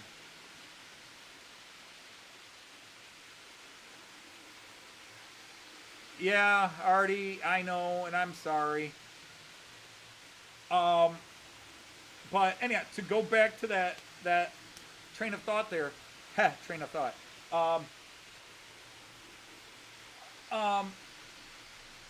Then I hem and haw about what trains I'm going to run, and then I put them out. And that takes, depending on how quickly I come up with something, that takes 45 minutes to an hour and a half. And then I give everybody one at a time, so I'm focused on that one train. I give them 3 quick laps around to see if they're running fine, or if there's an uncoupling problem, or a derailing problem, or a stalling problem. So everybody runs fine. When I'm done with that, I go to YouTube and type in my next live stream and post the announcement. So that's Wednesdays. Then Friday, an hour before the live stream, I come down here, I turn on OBS, and I start setting up cameras. And a lot of times I'm talking to Jean Ricard. But I'm making sure all the cameras are right, and then psyching myself up. And then I might do a couple of quick runs, and then I line them all up for the presentation. I line them all up so that the first time I show you the trains, you see all the locos going in opposite directions.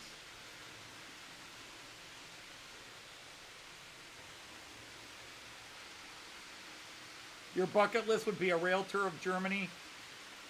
I have not had what I guess I would call an official rail tour of Germany, but I have been,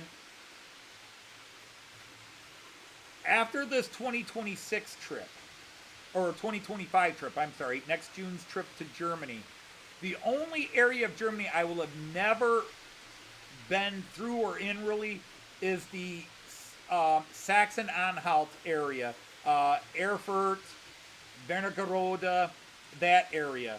And I know they're not necessarily close to each other. I've been in the Harz Mountains. I've been to Goslar, and I've been through Salzgitter, Hildesheim, Hameln, or Hamlin as we say in English. I've been that region, but the other side, the southern slopes of the Harz Mountains, going into Thuringen, that area, Saxony-Anhalt and Thuringen, those areas I haven't been to. That's the one area of Germany I have never even really been through on train. I've been close, like when we went from Dresden to Nuremberg,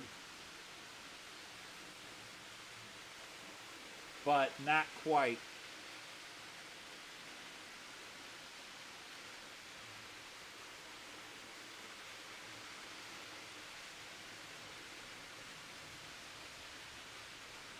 What's that? The Zellkettelbahn is currently better than the Brocken. Okay.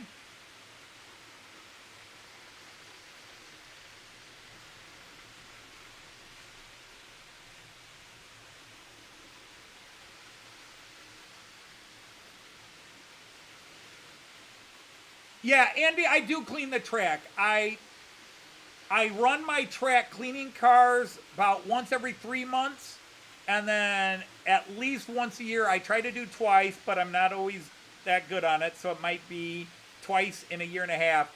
I get out and do the old elbow grease cleaning.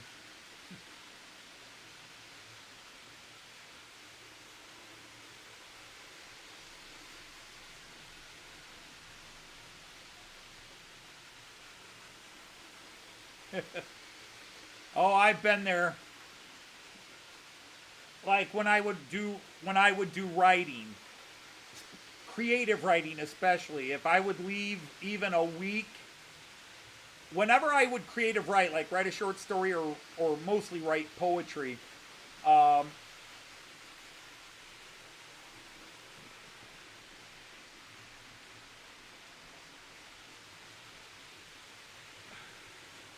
Don't pull the plug out. Don't pull the plug out. Damn it. And yes, you too can have a copy of my book if you want one.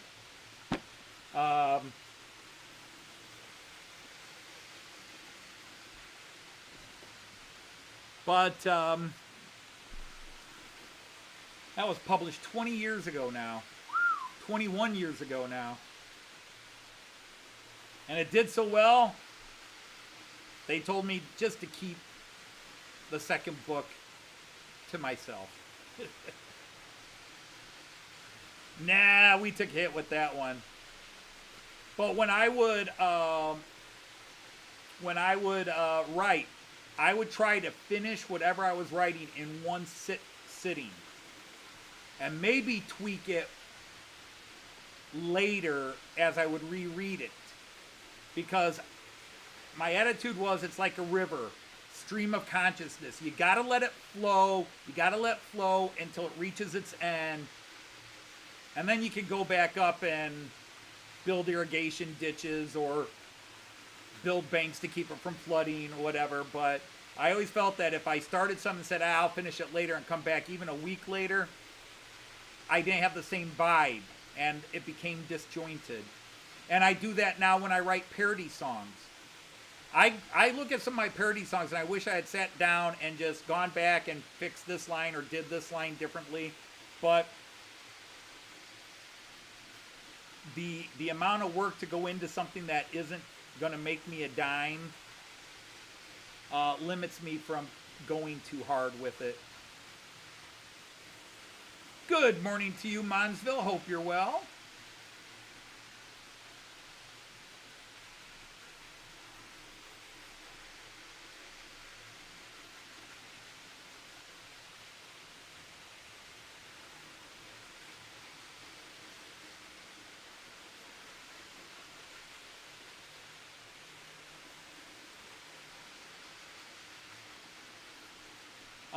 So yeah, I'm very stickler about wanting to finish.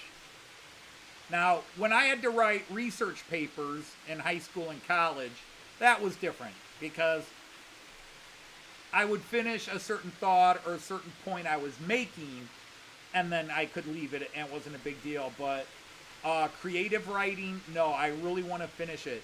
That's why sometimes, like when I'm writing Matt Clark, I will get an idea at midnight, and Joyce knows it's over. I'm getting up, I'm going downstairs, and I will sit with pen and paper in hand, or I'm learning to teach myself to actually, rather than write it down and then type it, to just type while I'm thinking.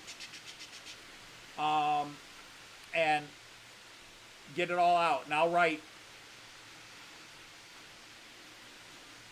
4, 5, 6, 7 scenes overnight.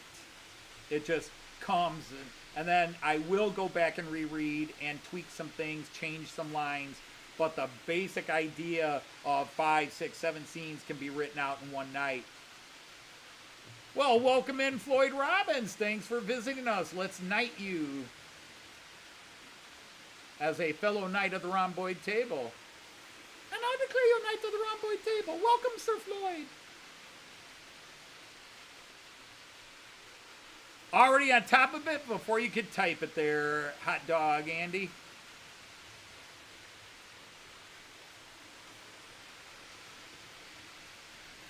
Thing is, I don't look at the chat while I'm talking, because then I'll get distracted and forget what I'm talking about.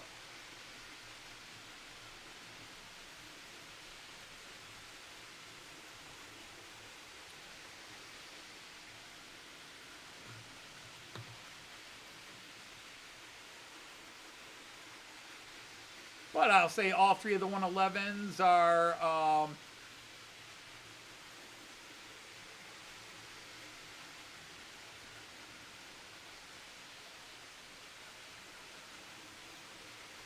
three of the 111s are running well today.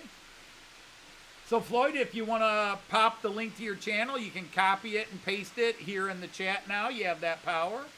And did Ifo say he is taking off for the night? All right, good night, Ifo. Once again, thank you for spending some of your Friday with us. And again, I look forward to some of the things you were talking about today. Yes, the HST did get its act together. In fact, I probably should slow it down right now.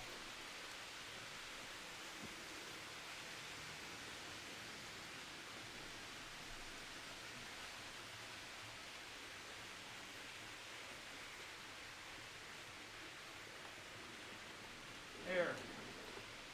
They both needed a little warming up, but I'll slow them down now because there's no point in watching them when they're going too fast.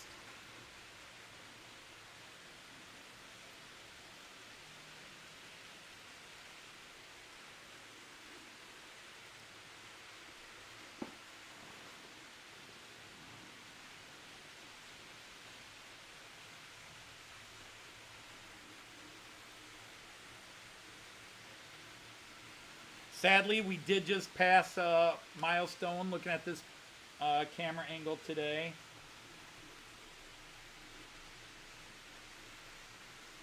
It was 2 years ago we lost our amazing, cool, and great friend, Chris Whittingham from Hales Heritage Railway.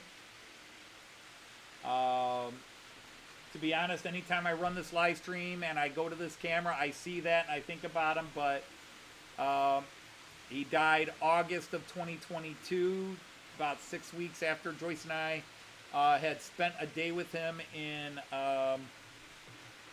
Edinburgh.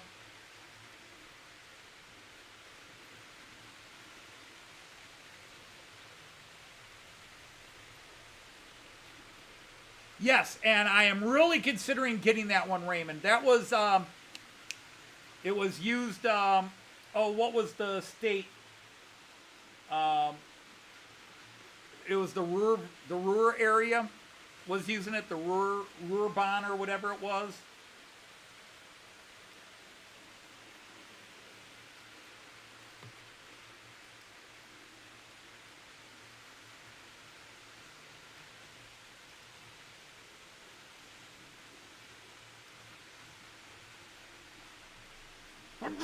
Excuse me.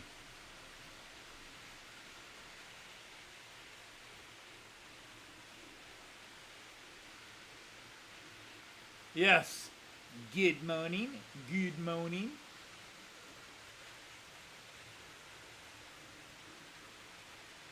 I am officer. Oh, here comes that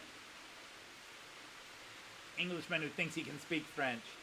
Good morning.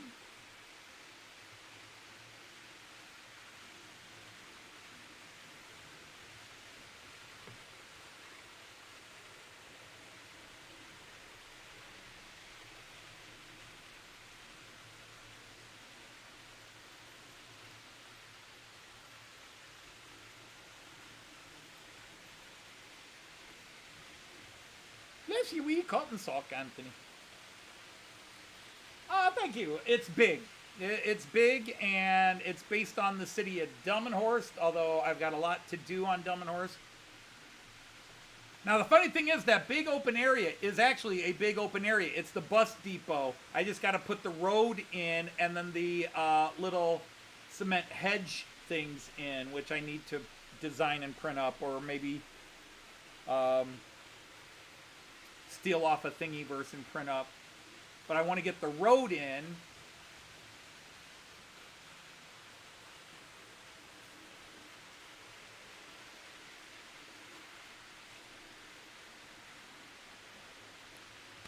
Oh, yeah, Edward, I designed some stuff and I never pushed my daughter to finish making it for me. I really should do that and maybe take some, I don't know, or at least make some stickers. Make them as like a shield, you know, or a Wappen, a crest. That's the word I'm looking for, a crest. Knights of the Rhomboid Table. The Rhine-Ruhr S-Bahn. That's what I was thinking of, Raymond. Thank you. I could not remember, but by golly, you or Ifo or, well, Jean Ricard's already asleep. And Ifo just went to bed, but at least you were there. I cannot remember the full name of it. I knew it was the Ruhrgebiet, but I cannot remember the full name. I knew there was more to it than that. But yeah, but here's one, Raymond. I found Märklin actually released a year and a half later, that same kit I got with the 111 and 4 experimentals, they did another one, and it's on eBay. And I wanted to buy it, but that's when I had to, invest in all kinds of money towards our cars. Joyce and I we went broke. We had entirely new garage door system, including new garage doors put in on the garage, and that was okay. But then a domino series of events happened, and we had to put about $5,500 into car repairs on 3 different cars.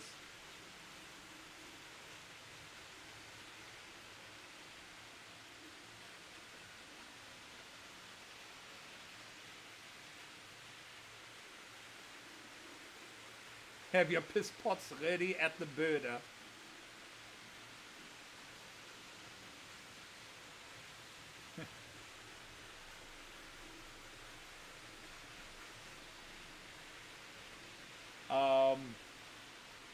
But I designed a logo. I think I've got it on, let's go back to the opening page. No, not the opening one, this one. Oh, it's not on there. It's, where is it? Oh, there it is. Yeah, it's on this one. So I kind of like this, because it's a rhomboid. 2 hands, and they're clasping the... So, I mean, if you guys like this, what I'll try to do is create a crest with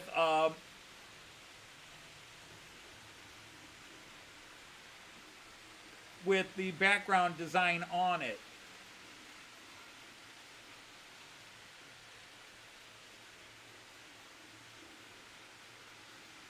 And I could do a rhomboid mug. I would have to delete a couple of things off of, because I've maxed out what I can do on,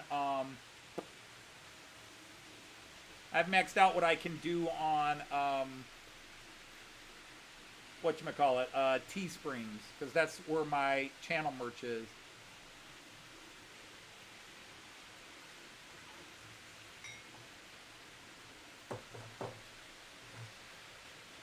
Actually, if you go to my Teespring store, I have them. I have coffee mugs, and I have pop glasses, soda glasses. So I have these. Now, I had old mugs that had my old logo, which I thought was kind of lame looking. I thought that logo was cool, but my daughter took my dreams and made it reality. I love the new logo, but that was the old logo. So I have old coffee mugs with the old logo, and then the new logo is on coffee mugs on my Teespring channel. Now, unfortunately, they charge a crap load of money for that stuff. You know, a $7 ceramic coffee mug, and I tell you, I do minimal profits on that stuff. I do minimal profits. I give myself like a $3 or $4 profit markup. So there are people that they charge you $29.99 for the hoodie, and then they say, so you should sell for $42.99, and I'm selling it for $32.99. Because I'd rather sell one, not to make money on it, but to have somebody likes my channel enough that they would have a t-shirt.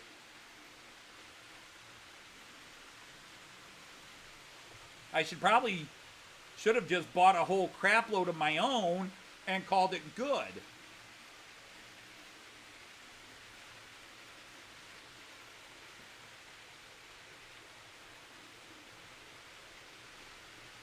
But I don't ask for money, and I don't like it when people give me money. I put merchandise out there that if people like my channel, they can get a sticker there, they can get a t-shirt there. I've got, currently, if you follow the link, that's just to the Model Train Outsider. But below, there's also stuff for anybody who's into the Matt Clark stuff. There's stuff, my daughter designed it all. There's a Rusty Twinger concert tour t-shirt, which I think is awesome. I should maybe try to pull that up if I can, because I think it's hilarious. My daughter did such an amazing job on it. Do it again, bow, bow, bow. Where are we at? I'll leave the multi-screen on for a second.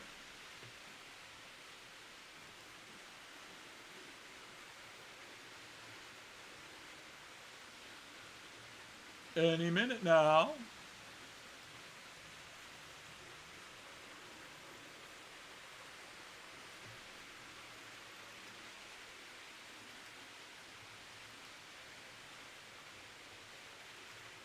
Because I got some hate mail about, well, it was hate mail that was related to hate mail.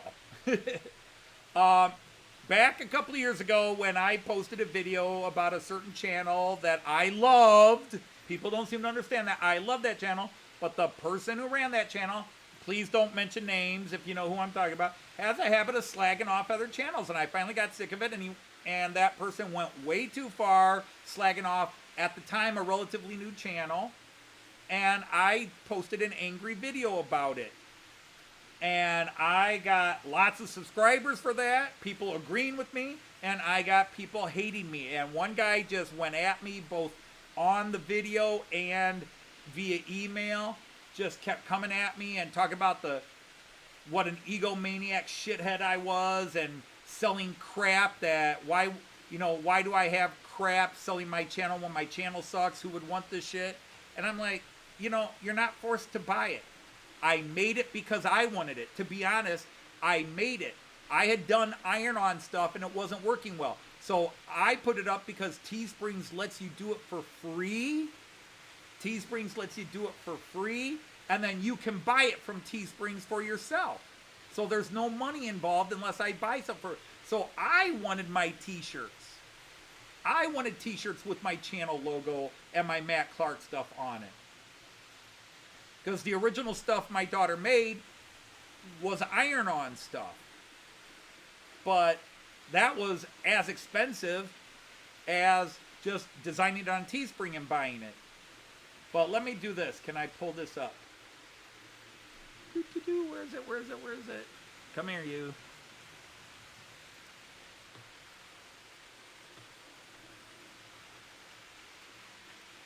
All right, so let's go to Windows Cam. I'm still up here in the corner.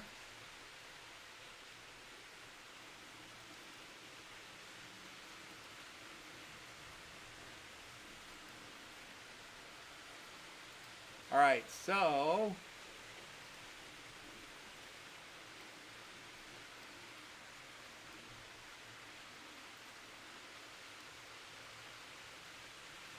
this is my Teespring shop. And again, all this stuff was for me and my family. I did not expect to buy or sell any of this. So I'm going to defend myself.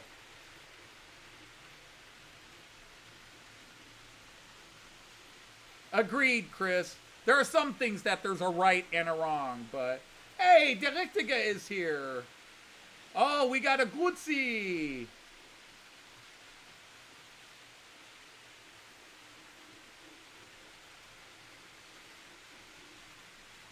Unfortunately, Directiga, the Fowler car system is not working at this time.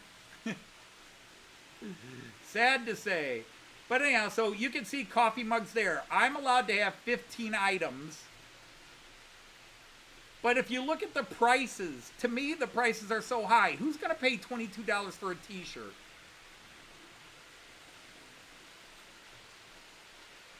But these same t-shirts. But I have a lot of these because I designed them for me. For example, I have, well, let's see if I can do this way so that things show up. Where is it? Bing. Bing. I hope it's still showing. Nope. I just changed the window.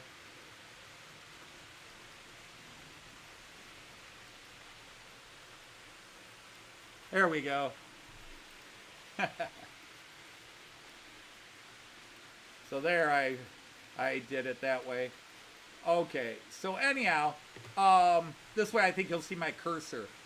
I did the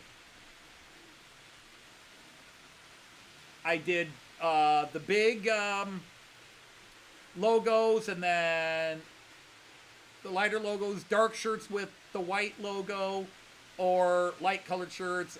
Got a hoodie. That's the only thing I haven't bought yet. I have this. In fact, I have it in that color, red.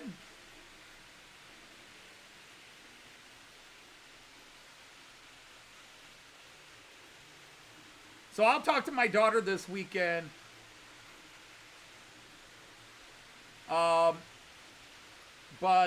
You know, to me, it's just overpriced. That's a $5 piece of glass mug. And they want $20 for it. I can buy a whole 12-pack of beer mugs for $20. I think it's overpriced. But to have my logo on it, I was willing to pay that price.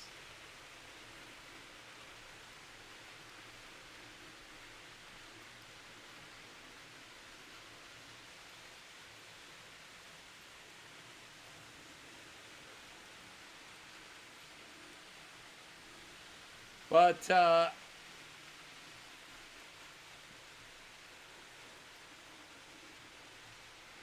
going to take me right back to that channel.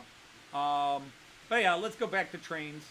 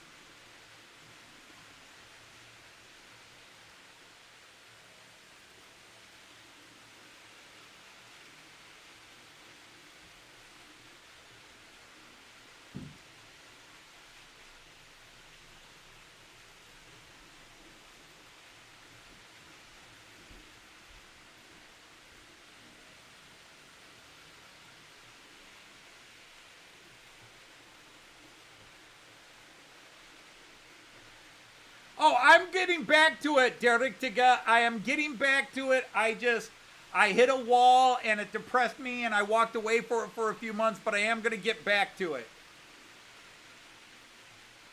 One way or the other, I'm hoping that by Christmas I will have the Fowler car working. It'll either be a basic running or everything will be working and they will be, the cars will all be doing what I want them to do. A man can dream, can he?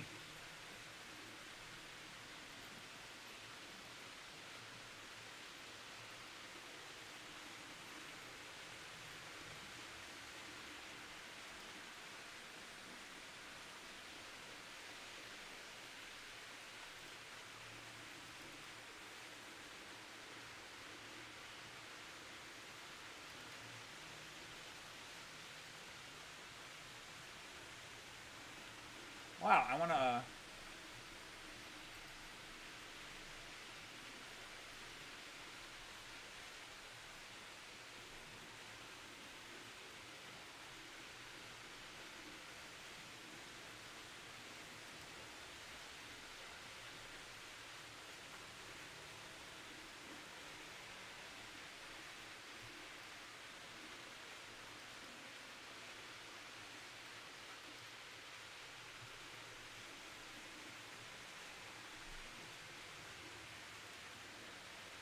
So I'm going to show one more thing here.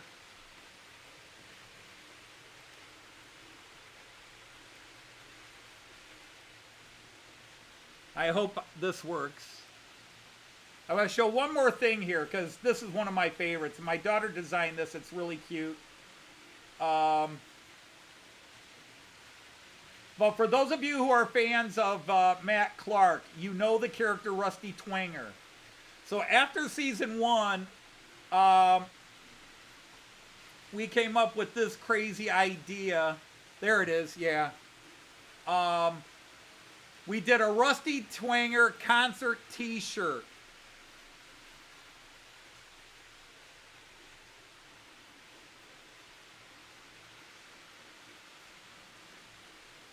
Rusty Twanger, the cowpoke crooner, and then on the back, it's the Weird Nights in the Wild West 1891 tour. So we just jokingly did a Rusty Twanger concert t-shirt.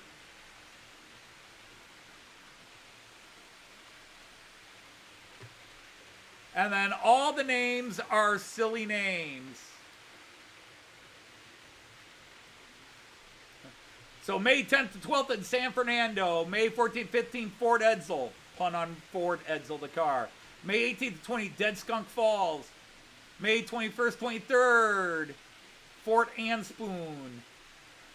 May 23rd to 26th, Santa Fe. May 28th, 30th, Big Gulch with Nancy McGill. Hopefully you guys get that. June 2nd to 6th, Paradise City. June 9th to 13th, Amarillo. June 19th through 20th, Conjunction. June 21st, 22nd, Rounds Corners. June 23rd, 24th, Fortnite. June 26th to 28th, Redstones. And July 1st through 4th, Fort U2.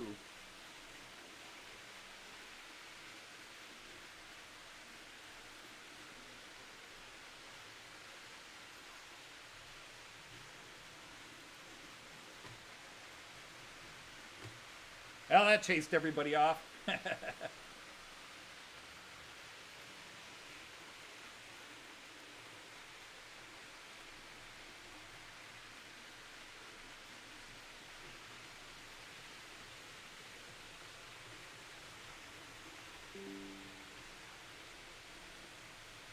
So, what are my goals? My goals are, I don't like to set very specific and timed goals because I'm lazy and ich bin faul, as we'd say in German. Ich bin faul. Ich bin echt faul.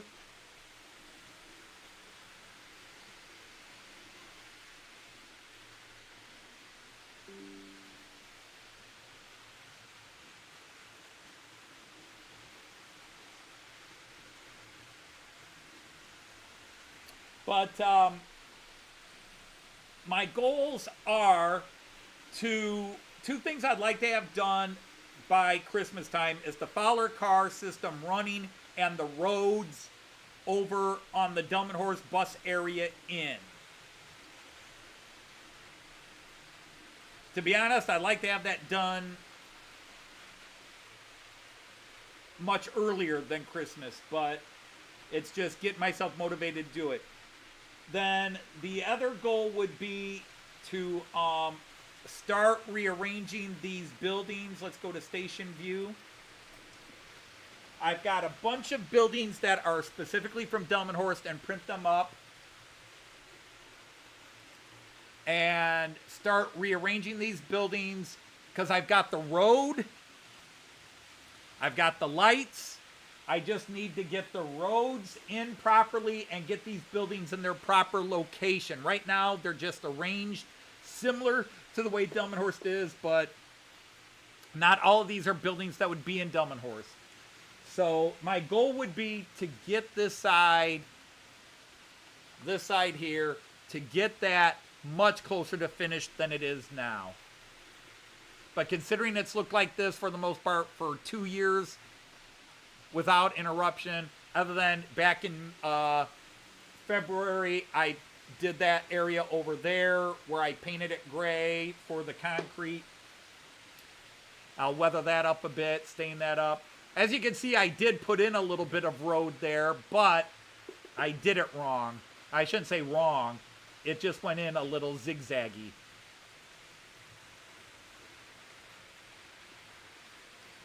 So that is my goal for the rest of this year. I'm a very slow worker. I've got to be in a very special frame of mind to want to work on things. And from there, I will then, once I'm happy with that side, I will ballast the rest of it, plant some grass and seeds and planting. But I don't know if I would get to that by Christmas. It's a very, very aggressive goal to say I want that whole Delmenhorst situated properly. But I've got all the materials to do it. I just, A, got to do the work, and B, have it work. I've got the stuff. I just need to do it. I've got the road material to make the brick roads, because that part of Delmenhorst, the pedestrian zone of Delmenhorst, is brick roads. Staining them up is not going to be that hard.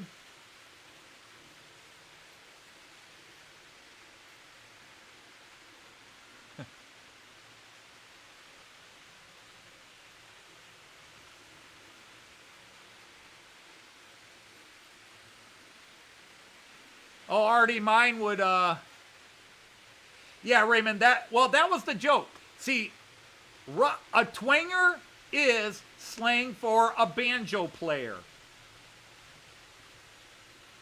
But it's also slang, old cowboy slang for a certain male body part. So a rusty twanger means somebody that's not very skilled at playing banjo, but it also means the other. That's what I love about the names I choose, where there's multiple jokes to the names. They're not blatant. You know, that's like Madame Donna Lot. That joke is so great because it's just an ordinary name, Donna Lot. You know, it's sort of, it's very different than if anybody knows Mark from Piddle in the Marsh, where his names are very blatant, overt, sexual innuendo names.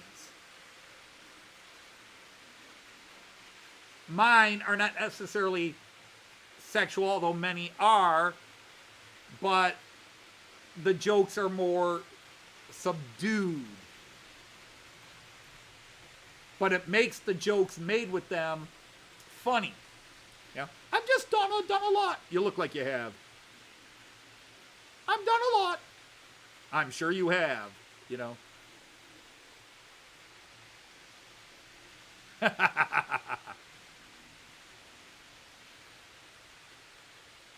A rasher sandwich. Oh, that's terrible. Speaking of bad puns. Monsville, did you post a new video? I shall have to check that out. Speaking of Tony Northeastern from earlier, he posted a 40-minute video, so I'm going to have to find time for that.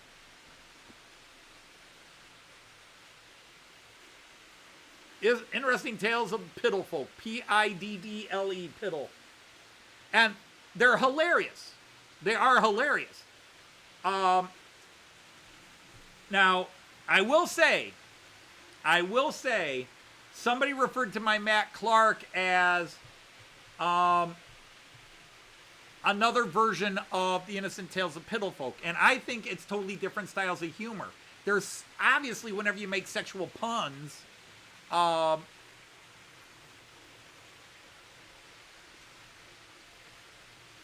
it's, some people are going to draw similarities, but I think there's a very, very different style of humor. I think they're both funny. Some people might think one is funnier than the other. I don't. They're different. I love the Innocent Tales of the Piddle Folk. I think they're hilarious. Some episodes sound like just a good old Benny Hill routine.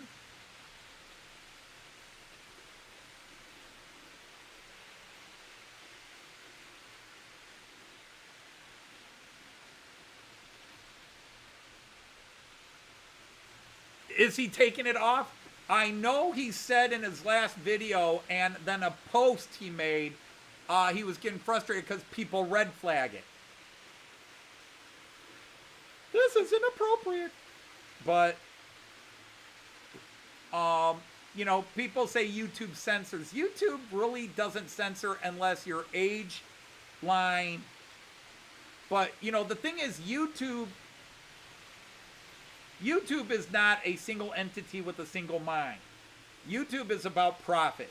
And if Innocent Tales of the Piddlefolk gets 1 million views, they're not going to ban it, they're not going to block it, no matter how many people red flag it, because that's advertising, you know.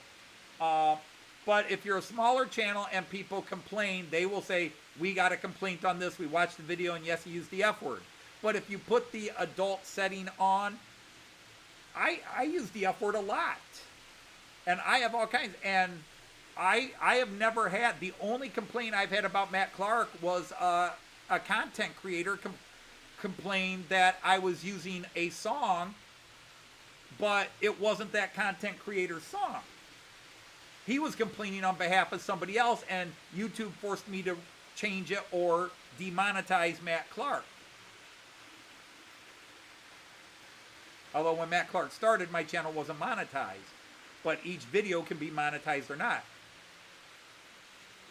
But it was, they were complaining. But the thing is, the site I got it from posted, free, no royalties, no this, no that, take it, it's yours. And the funny thing is, a Canadian watchdog group ruined the theme song to my original Model Train Outsider show. I had a lady that I knew from the art world. She performed the song on piano for me, and I gave her credit for it in the video, and it came up on YouTube content as her content, and this Canadian group copyright claimed it, that I was ripping this woman off. That's like, she gave me permission. She played it for me and gave it to me. And they still, but YouTube is sort of like, we don't get involved. If you guys want to fight about it,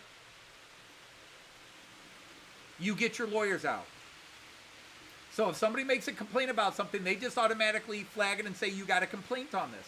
And most cases, you know, there's copyright claims and copyright strikes. Copyright strikes are the bad one. 3 of those over a 90-day period, and you get blacklisted on YouTube for a while. But, and there are certain, like, for example, don't ever use an Eagles song. Don't ever use the Eagles, because the Don Henley owns the right to the Eagles music, and he's such a douchebag about it. I won't even do a parody of the Eagles song because they would copyright strike it. They wouldn't even copyright claim, they would copyright strike it.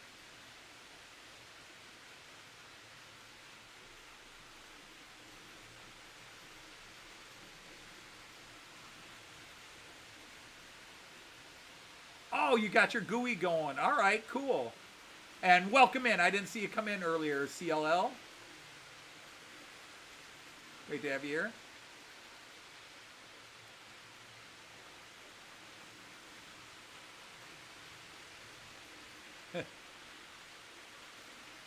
But again, and I can't speak for him, but I don't get a lot of grief from YouTube as the company. I will get angry letters from YouTubers. I will get nasty emails and nasty comments. And we say YouTube, YouTube, YouTube, but it's not even YouTube. Now again, if, you know, he might have to change his channel rating, because I don't think his channel rating, I don't think he has for kids, but he might have to change his channel rating to adults only. Because once you're adults only, then you just stick a warning on your channel that says dirty jokes, foul language involved. All right, good night, Leslie. Thanks for coming in.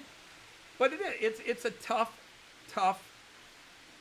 world because YouTube has to cover their butts, so I don't usually get too mad at YouTube. I understand. It's the game. They got to cover their asses. But it's the people, all right? The biggest things we hate about YouTube aren't the corporation YouTube. It's the human beings using YouTube. The people who whine and complain about, I don't like what you put in your video. You use dirty language and we're a good Christian family. You know,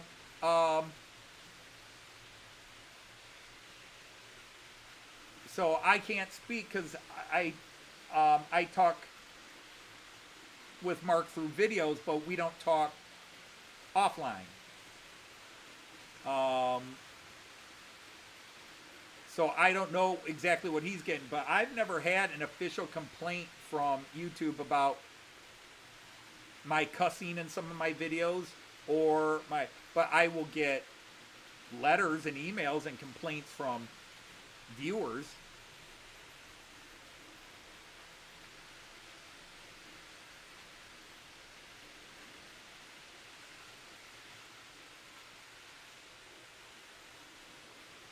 Answer time of couples.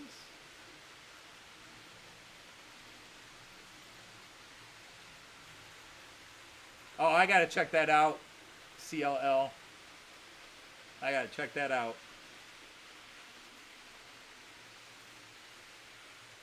Yeah, Roco stopped making their camera locos, which is a shame.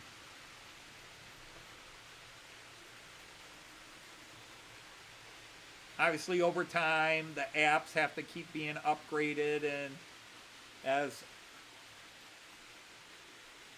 and then the stuff they put in the Z21 or what have you to have it working on the tablet. The tablets upgrade. Every time the tablets upgrade their systems, you have to upgrade your operating system to work with the new operating system of. And so I think that just became a hassle for them. I wonder if Joyce has come home yet. Let's text her and find out.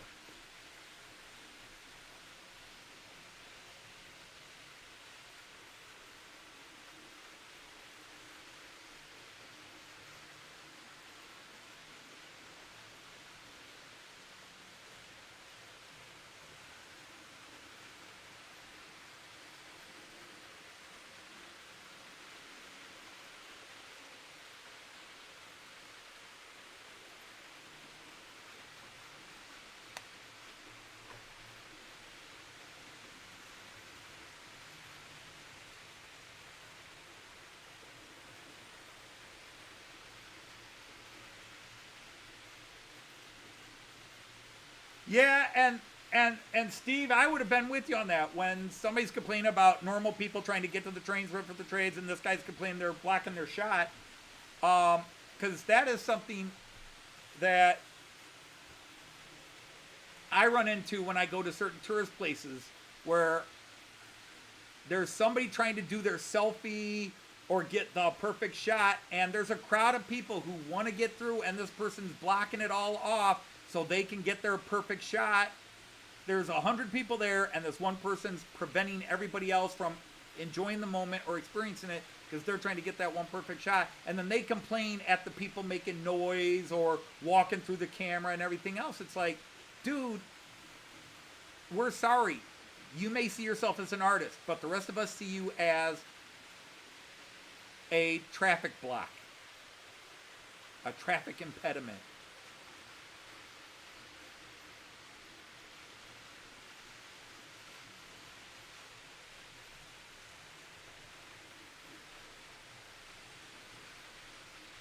No, we're not mature in mind.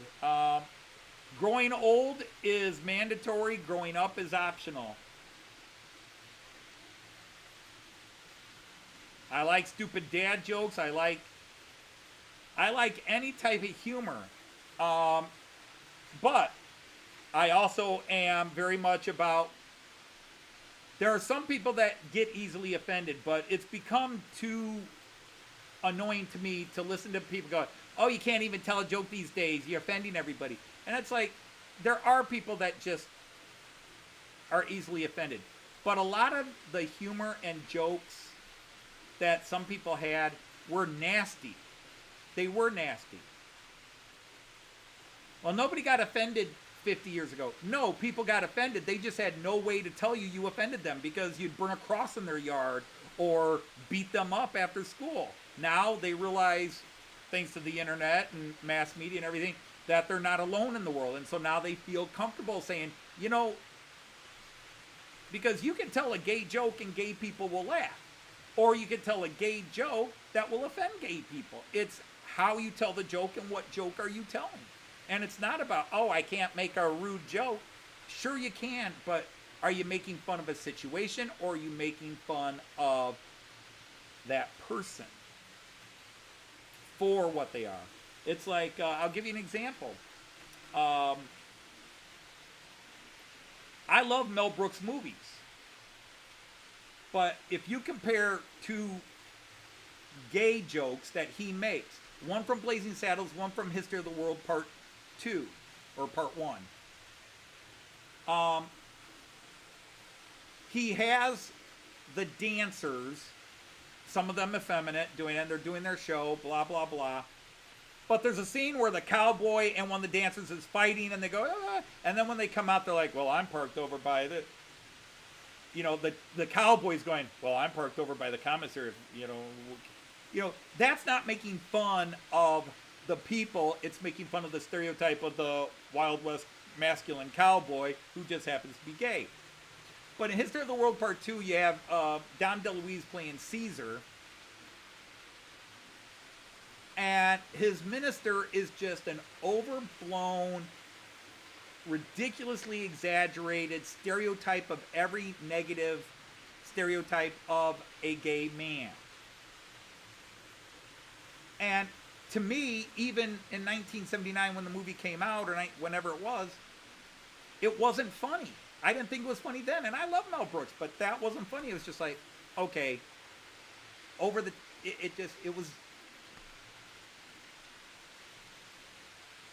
it just, to me, wasn't funny. And there's plenty of people who laugh at it and think it's funny. But to me, it wasn't funny because it just, okay, all you did was take stereotypes and over-exaggerate them to say, see, funny, gay man, funny. And it's just, no, it wasn't. Blazing Saddles, it's hilarious. History of the World, it's not. But that's me expressing my viewpoint. Sounds political. Well, we avoid politics, but it's not political. Okay, we're not talking politics and elections. We're talking social and people being how people interact. But that's the problem. We interpret so many things as political because we've made everything political. All right, Floyd, thanks for popping up. I'm still waiting for my wife to show up here.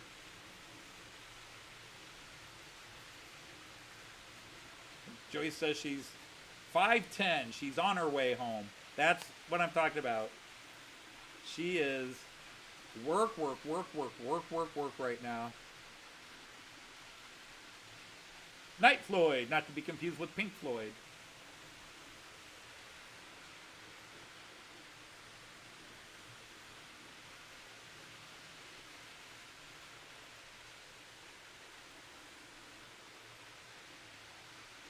Your wife and you had a fantastic night together. Interesting.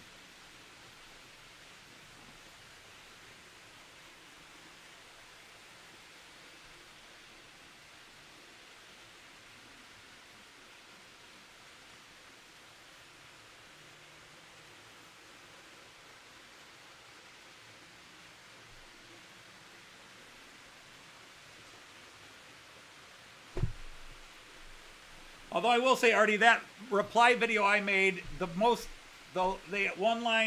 bit that got the most comments was where I showed the kangaroos and said, met some of your in-laws.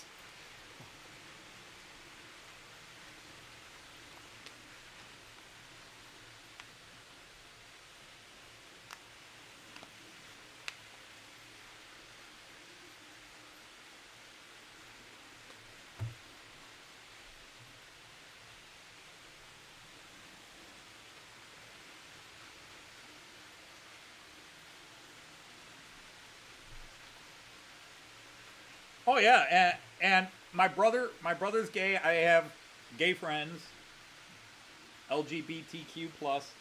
Not to mention dozens and dozens of students over the years. And you know, some of the worst jokes you get from them. Hey, did I see Eric is here? Hello, Eric. Friday's one of your tough days. How are you doing right now, sir?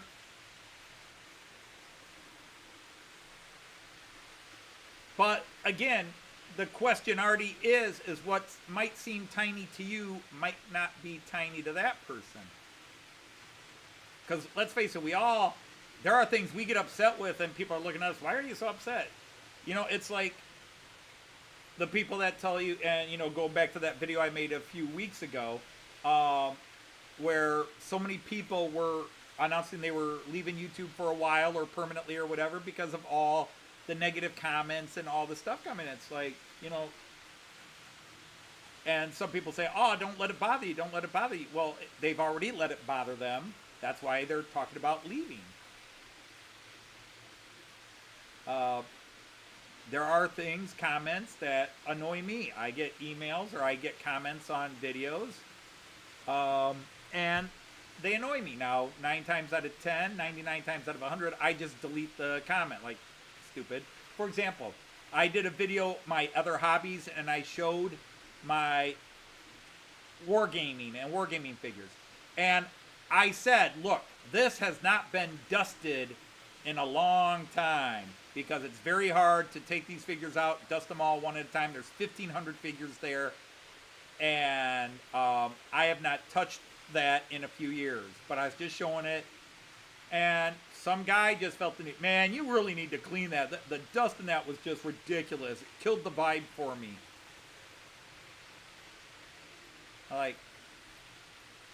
So watch for 10 seconds, decide there's too much dust, and then click off.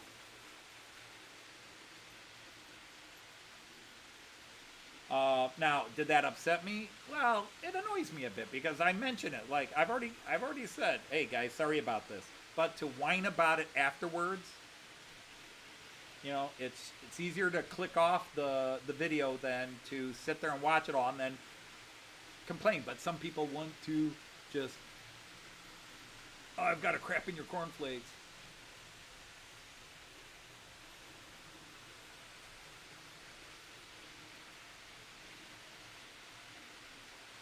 My thing is, I actually have a GoPro, which has stopped reading my internet. I keep resetting it, but then it won't work with the way I have my GoPro set up. I have a GoPro. I haven't done it in a long time, and maybe I should break down and do it again.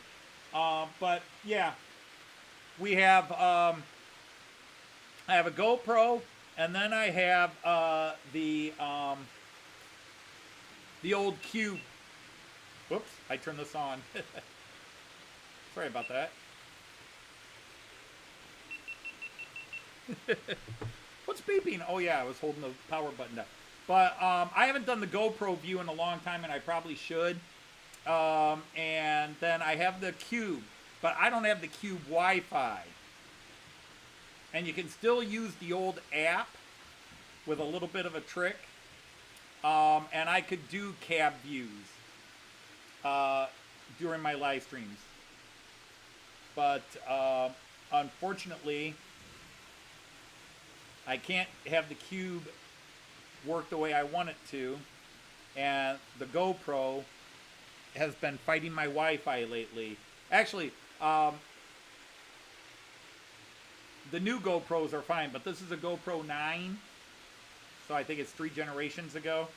GoPro 9, and to get it to work in OBS, you used to have to use basically a proxy server. So you set up the camera, you set up the app in the phone sends a signal to the proxy app, then the proxy app you have to use VLC to get it to load into OBS. So you're going from camera to phone to proxy server to VLC to OBS. Now, I have heard OBS now you can do it straight in. So I'm going to try that because I just saw a video of it about a week ago where they're saying, but I don't know if GoPro 9 will do it. But that would be so much nicer.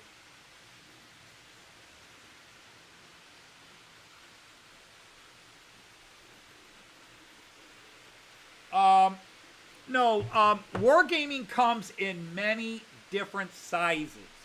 It's like model cars, model boats and planes. For example, you can have HO scale, 00 scale figurines. My Lord of the Rings stuff is 32, 35 millimeter scale. So the average figure is 1.5 inches. Or I forget, 32, 35 millimeter scale. And then you can have the 1 to 43, and so on and so on and so on. You get 1/32,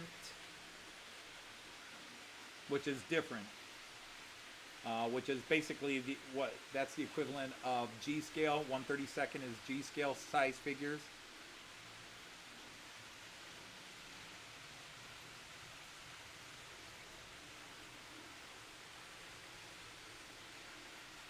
Oh, that should be interesting because a couple of years ago, Heath from Humanity Junction,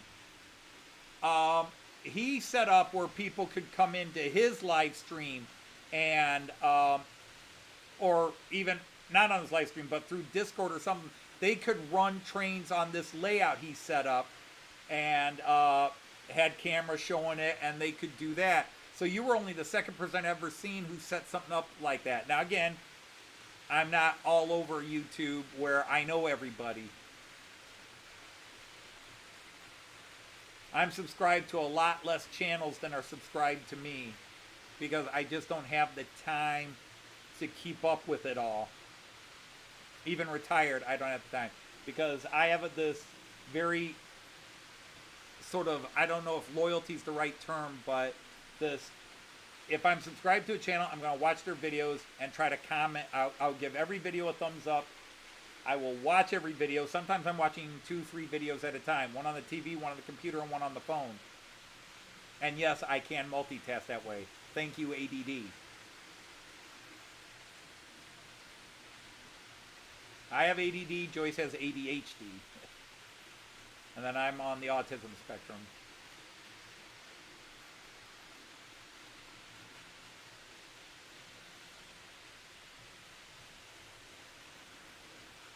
But,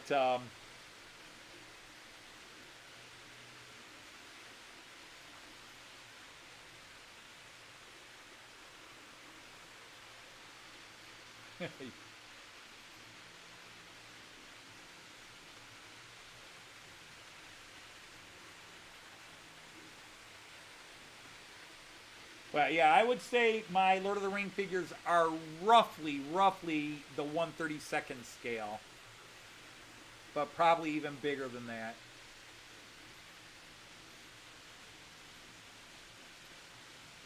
Or smaller than 1/32.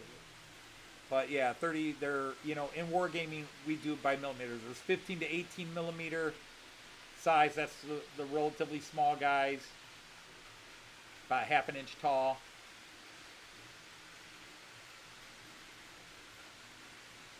You'll see metal, tin, and the guys that paint those, and there are guys that paint them. Wow. And then there's the 24 millimeter, 28 millimeter, then there's the 32, 35 millimeter. And so that's like the average height, because like in our world you have the basic guy, average human is going to be like 33, 34 millimeters tall, but a dwarf will only be 26 millimeters tall.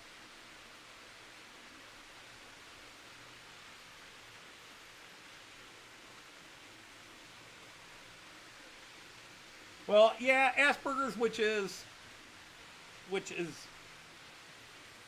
when I was a teacher and Asperger's first came into our vernacular as it was considered part of the autism spectrum.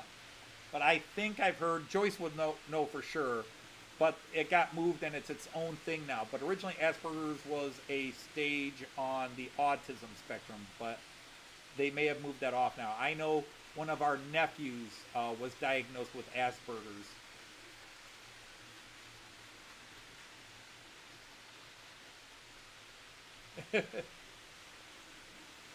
No, the problem was when I was in kindergarten. When I was in kindergarten, this is 1968, 1969. A teacher I had in kindergarten told my parents that they should look and see if I was autistic. She thought I might be autistic. And my parents had no idea what it meant. They looked it up and they were offended and PO'd, and we changed schools. They cussed her out and changed schools. Hey, Sir Michael McCarville, how are you? That's another thing I haven't worked on in months. I got to get back to building that diorama.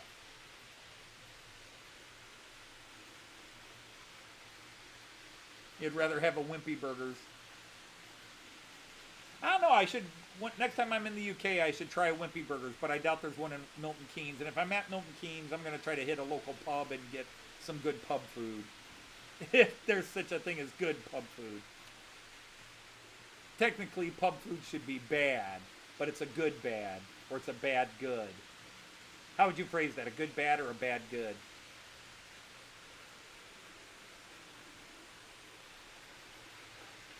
Man, I just had everybody here, and by the time I could scroll to it, they were gone.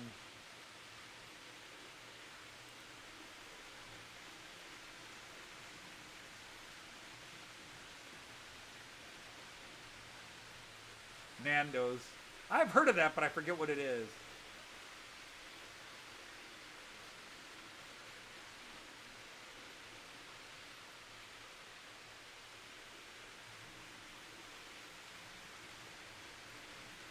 Well, I would have no idea what a bender is in that regards, Chris. Oh, we caught everybody there coming around for a bit.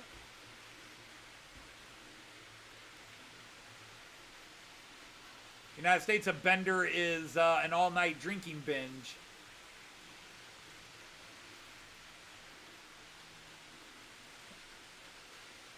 The thing about ADD or autism is patterns. There are routines, there are comfort patterns.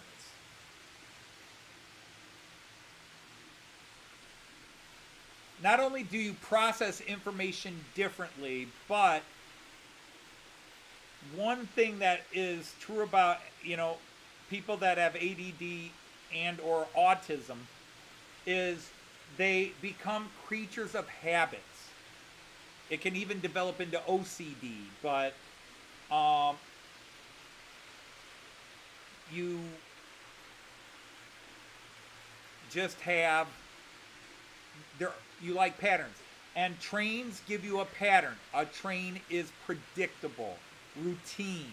You set your track up, you can pick which train you want to watch that day, the different input, but the trains going around is a very soothing atmosphere. But that's true for people that aren't necessarily ADD and like to watch trains. But a lot of us, for example, the worst thing I did when I built this layout is I got all the track runs in and started running trains. And that's what I wanted. I'm happy, if I never built my layup, I would be frustrated that I never built it up any further than this. But I wouldn't be mad at myself because in the end, the trains are running and there's a Delmenhorst station there. And that's what I need. I've got trains in many different colors. I like to have the different colors and different styles of trains. I want passenger trains. I'm not into freight. Freight doesn't get me excited. To be honest, I run more freight for you guys than I do for me. Because I know a lot of you guys want to see freight trains, but at most I'd have 2 freight trains up. I thought I saw her sneaking around back there.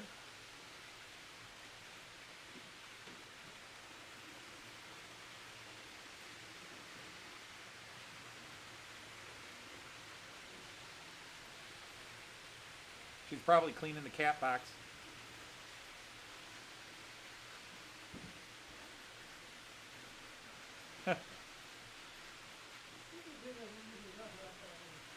What's that? Gotcha.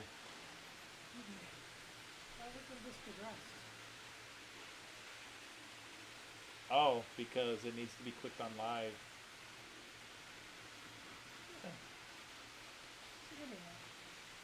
So anyhow, Oh, God.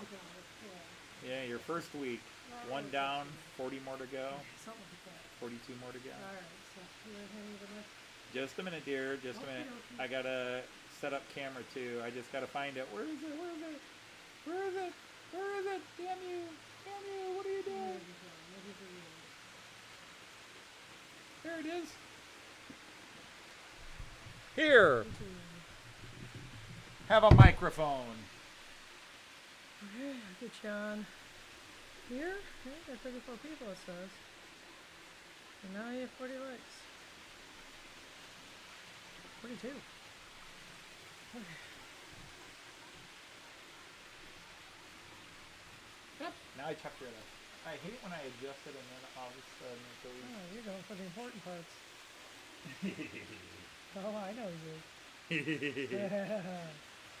Alright, let's see far. Okay, so first of all, hi everybody. You still don't have my hand there. Well, maybe you do. I'm a little delayed. So hi Colin, hi Tom. Happy. Yeah, Raymond, I did. Way to go. Oh no. A head-on accident. That stinks. Ha ha, Artie. Say, Artie. Hi, Eric. Hi, Valley. Mountain high, valley low. Okay. Anthony woke you up early this morning? Oh, did you talk to him? No. Hi, Andy. He just likes to blame me. Wait. He just likes Go. to Hi, blame Mick. me. Will you do the clap back? Hi, Raymond. You awake You woke too? yourself up. You wake Hi, up at 5 in Steve. the morning anyhow. So hi, Edward, I think. Edward. Dino. Hi, Bailey. How many Baileys do we have in here? Oh, Six. use the hot tub. Oh, if only we had one. Yeah, it'd be nice.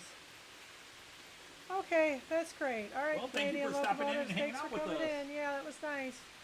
Oh, we got shit flying around. Oh, it's from the cat box. Well, I'd be upset about it too. There's routine. I don't know, we could buy one and cut it through in the deck. No and more put it back. swearing. Are you kidding? Joyce cusses like a sailor herself. Oh, yeah, really, Artie. I think kid 27 will come back. Yeah, we'd get So over there hi, and go all Mick. cold and rainy. Huh? Already seeing the weather has been perfect there lately. Oh, that's well, nice. you're going into your summer. The weather should be picking up. Yeah, it should be. Next time we come to Australia, we're thinking October. Yeah. Yeah, that's what there should But it's be. going to be after Joyce retires. Right. I don't know. I'm debating on 2 or 3 years. I got caught up with a lot of stuff today, finally. I did forget to do a kid's name tag, so I gotta do that this Good. weekend. I got the What's name your tags husband's up. name? Anthony. Are you sure?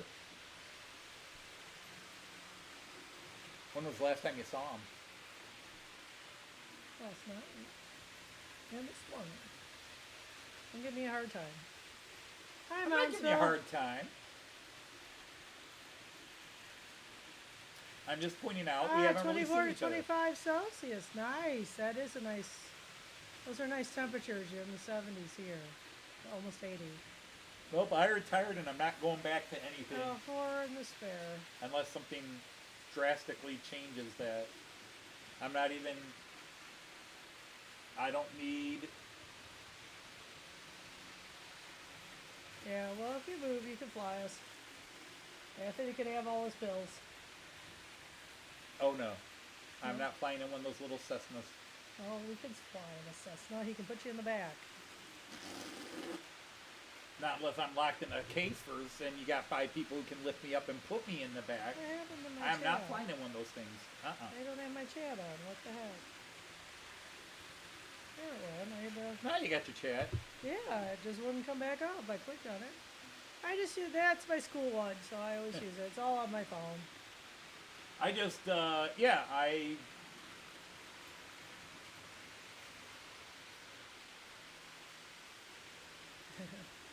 No, hopefully nothing. Yeah, you can tell I look tired. Oh no, I've been around the dock. Sailors cuss. Yeah. I want to tire first before retiring. He wants to tire first before retiring. Ah, gotcha. Well, Okay, I tired. okay. I tired. That's why I retired. Yeah, you tell I'm tired. I'm sagging a bit here. But, you know, it was forever. We started like on a Wednesday, and the kids had a half a day, the little ones. And then 2 days, and then you maybe would go for another week. But that was such a better schedule. They hit us last year, and it was a shock. What do you mean a full day and starting on a Monday? A full day and a full week. Yes, Usually the that's first day was a flipping half hard. day for her generation. It was Yeah. never that way for me. Yes, I have no idea why they did Although that. my last 5 years, the first day was just the 9th graders only, and then the rest of the high schoolers, 10th, 11th, and 12th, came the second day. And it was stupid because my classes were mixed grades, so there was I couldn't really do anything the first day because the Right. next day I'd have to do it all over again. Right. It was a waste of a day. Yeah, it truly is. So I don't know why these still look like this. They don't I have don't scabs know. on them anymore, but they haven't healed underneath, I guess. I don't know. It's kind of there. So anyway, yeah, it's just an exhausting. You got to get your energy back. Now, quite honestly, I want to play tennis in the morning tomorrow. Okay, no boat? Well, we'd have to check the weather. We could do the boat. Well, you check the weather for the tennis, but you'd have to check different weather for the boat. Right. It's up to you. If you want to play tennis, we'll go play tennis. I want to play tennis. We could try the boat maybe on Sunday if it's. Okay. Although there's, I don't know. Let me check. I'll leave you for a minute. This is how busy she's been this week.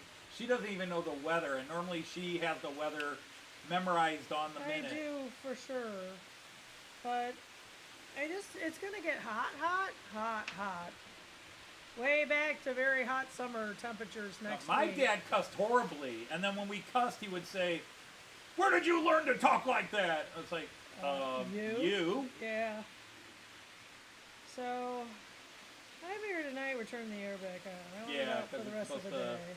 supposed to get into the 80s today and upper 80s tomorrow. 82, yeah, so 88. Partly sunny, getting hot, so the winds aren't bad. Sunday, Yeah, because partly cloudy and muggy. even when I came down here to Oh, start the live stream, it was kind of chilly down here. yeah, it is chilly down here. Still, okay, well, to be honest, Saturday's a better day with less winds. So we could Saturday go boating and Sunday play tennis. Well, hey there, Randall. But I need a day to sleep in. Making up for lost time and got your NASCAR stuff going. I saw 2 videos in the last Yeah, couple that's of right, days. we have. So, hello, Randall?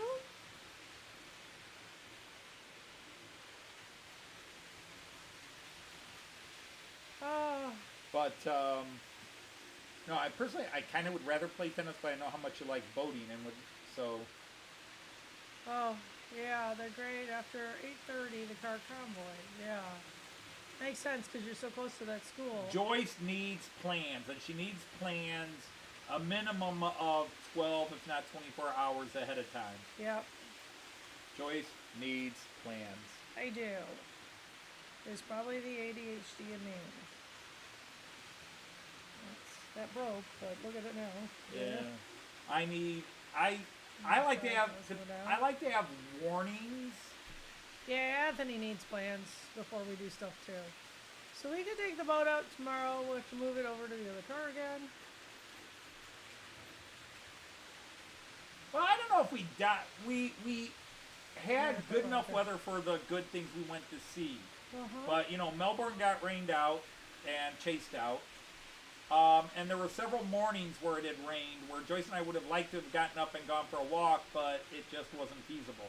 Yeah. Yes, I'm a very restless person. I think you know. All right, that. Eric, take care. Yeah, we'll watch the Browns and Seahawks on Saturday. Yeah, and already Is that a first game or is that still? That's the last preseason. It's the last preseason. Okay. Yeah, they were saying They- Deshaun Watson was going to play, and then in practice he tweaked his shoulder. Again? Oh, good lord. Oh my God. Why we spent so much money on getting him? It's gonna be windier on Sunday. Well, the And- Browns are going to have a lousy season. They made the playoffs last year, but Stefanski's calling the plays again. They had We're an okay, entire well- offseason where both their tackles last year were poor, and the entire offseason they've done nothing to address their tackles problem. So whoever's quarterback is going to get chased around and beat up because our offensive line sucks. Yeah, but he's been a waste. Even Joel at this point. Bitonio is not what he was 4 or Well, 5 he years can ago. untweak his shoulder in 2 weeks. Well, I'm tired of this. We don't play our starters at all in the Yeah, I preseason. know. They need game They speed do where to it's get not their the game on click, the line. click, click, Now, yeah. granted, the college players don't have that. They go straight into game. But that's why the big colleges always schedule patty cakes the first week. Right, the first couple weeks, so they can get their rhythm on time and stuff. Hey, you're up to 44 lives. That's good. Well, that would be interesting, Artie. Very interesting. Yeah, it would be. I should be here tomorrow. I don't have anything that's going to interfere. Sunday, I've got my son coming in. Yeah, that's right. He's coming over. Well, I'm And you're making lasagna. kind of arguing with our daughter-in-law right now. Oh? Josh posted a anti-Airbnb. Yeah, I know. And why? I like Airbnb. And all right so with it? she chimed in that, well, people are buying homes for Airbnb and people who want to live in homes can't buy them. It's like the people that are complaining about not being able to buy homes couldn't afford the houses Airbnbs are set up in anyhow. It's true. But it is a thing that it is taking away some of their places, but everybody wants to do it. I'm sorry. I'm just, Well, if you I didn't think- have I this like room, we're gonna Airbnb. use this one. you know, for example, I just feel a little guilty, to be honest. oh, do you? I Yeah. don't. I Yeah. never think about, oh, this somebody else could be living here. These people are going to buy these other homes, and whether they flip them and rent them out to one family, or they use it for multiple families to have vacations. There's plenty of empty homes that these people could buy. Right. Yeah, so anyway, no, I got the name tags except for the one I forgot to do.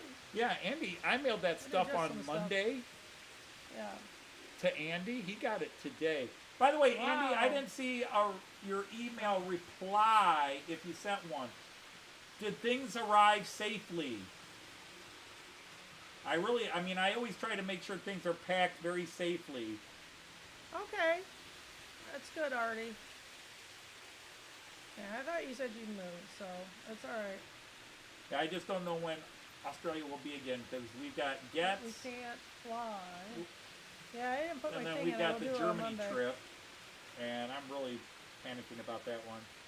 Let's see what I can do about Because the four or five sepaintly packed cars, they had okay, put some so very Andy said thi- yes, it was good.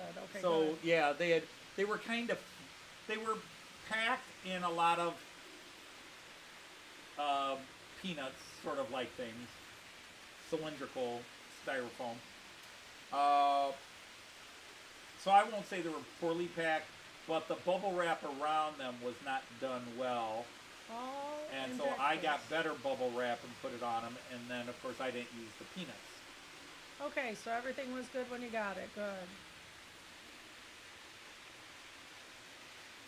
Vermont All is in number Texas. 2 for having second homes. Well, I Supposed to just be always New worry York something's City. broken. Yeah, that makes sense. I take pride in sending things that should be able to survive a brutal kicking and dropping by an Anthony. clumsy. Anthony Faxwell. You gave that to a couple of your kids. I have never lost a bottle of beer or a beer glass coming home Yeah, from it's Germany. true, he hasn't. Nothing fragile has ever arrived with us in our suitcases damaged. Alright.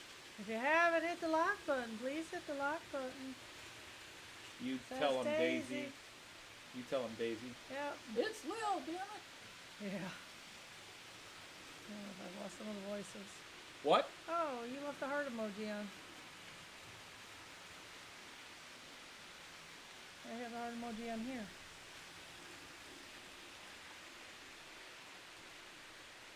They now made it. I don't know if you guys have noticed this, but a couple of months ago, YouTube made it that you can remove the emoji sign yourself. I took it off, but apparently, did I Yeah. only take it off my screen? You must have. Because I I don't see forgot on to yours, do but it. have I on was going mine. into editing. Still on this one though. Well, for goodness sake, I hate those damn things. But now they've made it that you can remove them individually if you want. Yep, I forgot to take. Well, I'll take them off now. There we go. Okay. Yep, off it went. Bing! Yeah. Yeah, with 10 minutes left, but there you go. Yeah, we gotta figure out what we're doing for dinner. Unless you want that Well, and stuff. well, you know, of course, you didn't buy it from my shop, Chris, but all my stuff arrives from Model Bond Shop Lipa intact. Now, granted, I had that one box that U.S. Customs beat the crap out of, but the stuff inside was still safe. Okay, so It got a you're bit gonna lost. be moving in 6 weeks? Okay. Good for you. You got your money, huh? That's good. Well, not yet. The court case is coming. Gotcha. Okay. Gotcha. Yeah, we've had a few things. But that's the thing about Lipa. Lipa, you pay the money, but Lipa gets it out. Yeah, so I'm running all my 111s, and they've all run very well. I'm very pleased with them. You got more goodies coming. Okay. I wish I did.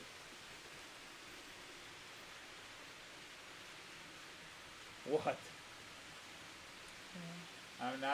There's the couple of big expensive ones are waiting for the end of the year. Music. I don't have music on. Say what? Bouncing like I have music on. I don't have music on. Bouncing the music. It wasn't me singing. Yeah, but you had and your I hand don't- like this while your leg is going 90 miles an hour. Yeah, see, that's going to interpret that as dancing and bouncing. Oh, gotcha. Oh, that could be. I didn't think it moved it. See, though. they It didn't they move can't it. see. No, they can see in this camera. They can see those legs go. Yeah, see, Yeah. your new. I am pretty much in constant motion, so it is a thing, although I sleep pretty well. I think I bounce too much when I sleep. Well, sometimes. When you sleep, you're fine. I thought you said you sleep No. pretty well. No, you sleep No, pretty I still. sleep really well. No, I you, sleep you you don't bounce in your sleep. Nope. So I slept well last night. 6 hours and 26 minutes. Say what? How much sleep did you get last night? 6 hours and 20 minutes. Yeah, that's about what I got. Alright, 51. Show on phone. Because I wake up with your alarm clock while you sit should there take and this half over. doze. Yes, alarm rang, but I'm going to sleep for 10 minutes. And you do that every day, so why don't you just I set do. your alarm for 10 minutes later? I have to ease into it. Or Liz, whose alarm goes off about 10 times. Right. Speaking of which, what are we doing the for dinner Morgan tonight? angst or whatever the heck that is. No, I gotta wake. I hate waking up and jumping right up. That throws me off quite a bit. You do it, but Yeah, I this can't is- do it. You know, they say opposites attract, and it's true. Joyce and all three of my kids wake up slowly. It could be 3 a.m., I could be in deep REM sleep, and the damn phone will ring, and I'll be like, hello? Yeah, sure, very okay. clear. Yeah. Very, very clear. Like he's been awake for hours. Me? Oh. And that's my problem. If something wakes me up Yeah, in the it middle will of the be. night, I'm awake He is. immediately. Yeah. Like, there's not even a 5-second, what's going on? It's phone's ringing. Hello? Although my dad that's always good, started the Artie. word hello with an H. Hello? Hello? Yeah. Yeah, and Anthony harness the power of Joyce to run the layout. Quite possibly. Perpetual motion machine right here. Yeah. Science has discovered it. Hasn't discovered one. I did, and I kept it private because a perpetual motion machine. Science has been wanting to invent a perpetual motion machine forever. Right. Here I am. You're it, but I've kept you quiet from science. Here I am. Yep. I'm happy you're moving. A hardware store. I haven't gotten a hardware store in a long time. Not since I finished the deck project. You should be back. Yeah, I keep getting emails. You get this free for being a member, but I don't even know what they are. Who, what? There's a member there where you get this free, and like one of them was paint, like half a gallon or something. Oh, for at Lowe's. Menards or whatever? Lowe's. Lowe's. Well, we got a lot of stuff from Menards. We got project. some. $130 or something. Yeah. A life and movement to your place. Now you just have Stuart. No, Stuart's gone, remember? Oh, okay. I told you last week Stuart's gone. See, he would just scoot in and out. I like old school hardware stores. We used to have one across, well, not across the street, but yeah, not real far away. 3-minute walk. See, I would call it walkable, yeah. We call them Grumpy's. Oh, that one. He was Beverly Hardware Store. Beverly Hardware Store. Yeah, 3-minute walk from here. Yeah, you're right. He knew his shit, that's for sure. But he was grumpy. He hated people that came in and asked stupid questions. Yeah, that was about it. If you asked a good one, he was a lot of... Stuart's friend is still here. You know, if you prefaced her, I've never done this before, or my father showed me how to do this, but it's been a few years, I kind of forgot. He would help you. He would be kind of, well, you're going to need one of these, and you'll want one of this, and you'll get this, and for God's sakes, don't do this when you do this. But he was a great help. I did a lot of early plumbing in this house with his help, and then Walmart went in, and he was gone. Yeah. Everybody stopped going to him and went to Walmart. But he had proper stuff and proper knowledge. Yeah, he sure did. And Walmart, it's hit and miss, and what can I jerry-rig? We miss him, that's for sure. All the little shops near went out. Yep. Yep, big box stores are knocking them out.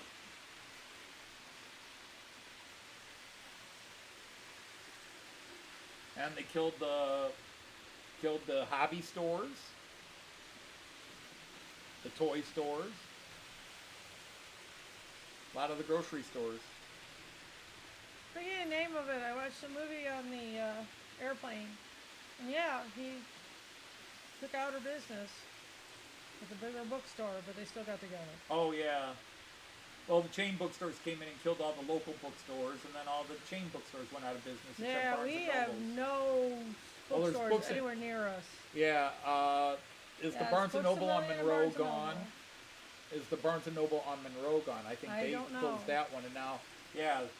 And then all the suburbs opened their malls, and so all the shops in Toledo shut down and moved to the suburbs.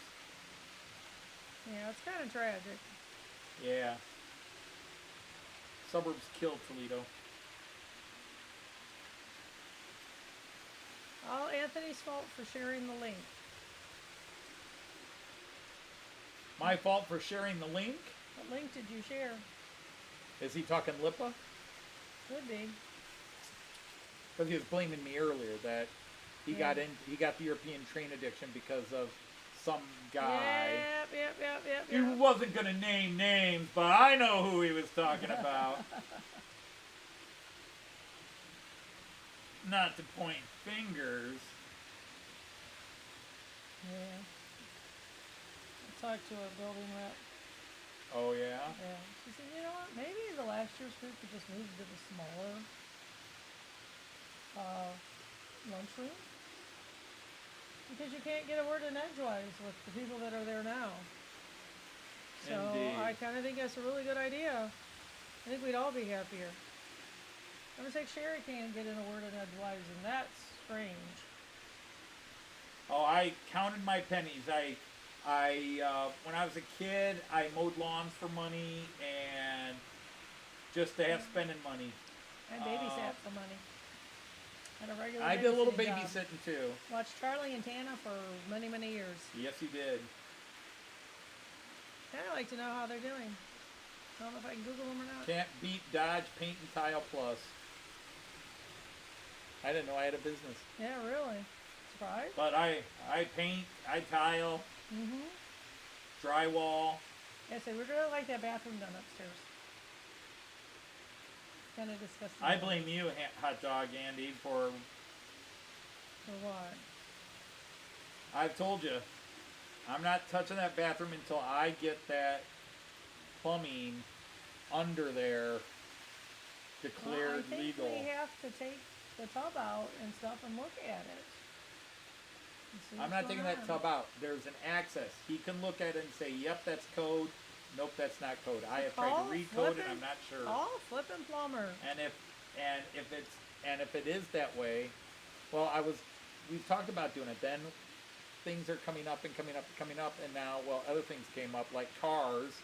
So Yeah. calling in a plumber inspector is not in the budget right now. Yeah, kind of not. We'll recover. We'll recover in a couple of weeks or a week. I don't expect to be in anybody else's will, though. No. No, we're Alright, fine. already- I've got all that investment money if a disaster hits. Yeah, you do. So we're not. And you can now access because you're old enough. Yep. Yep.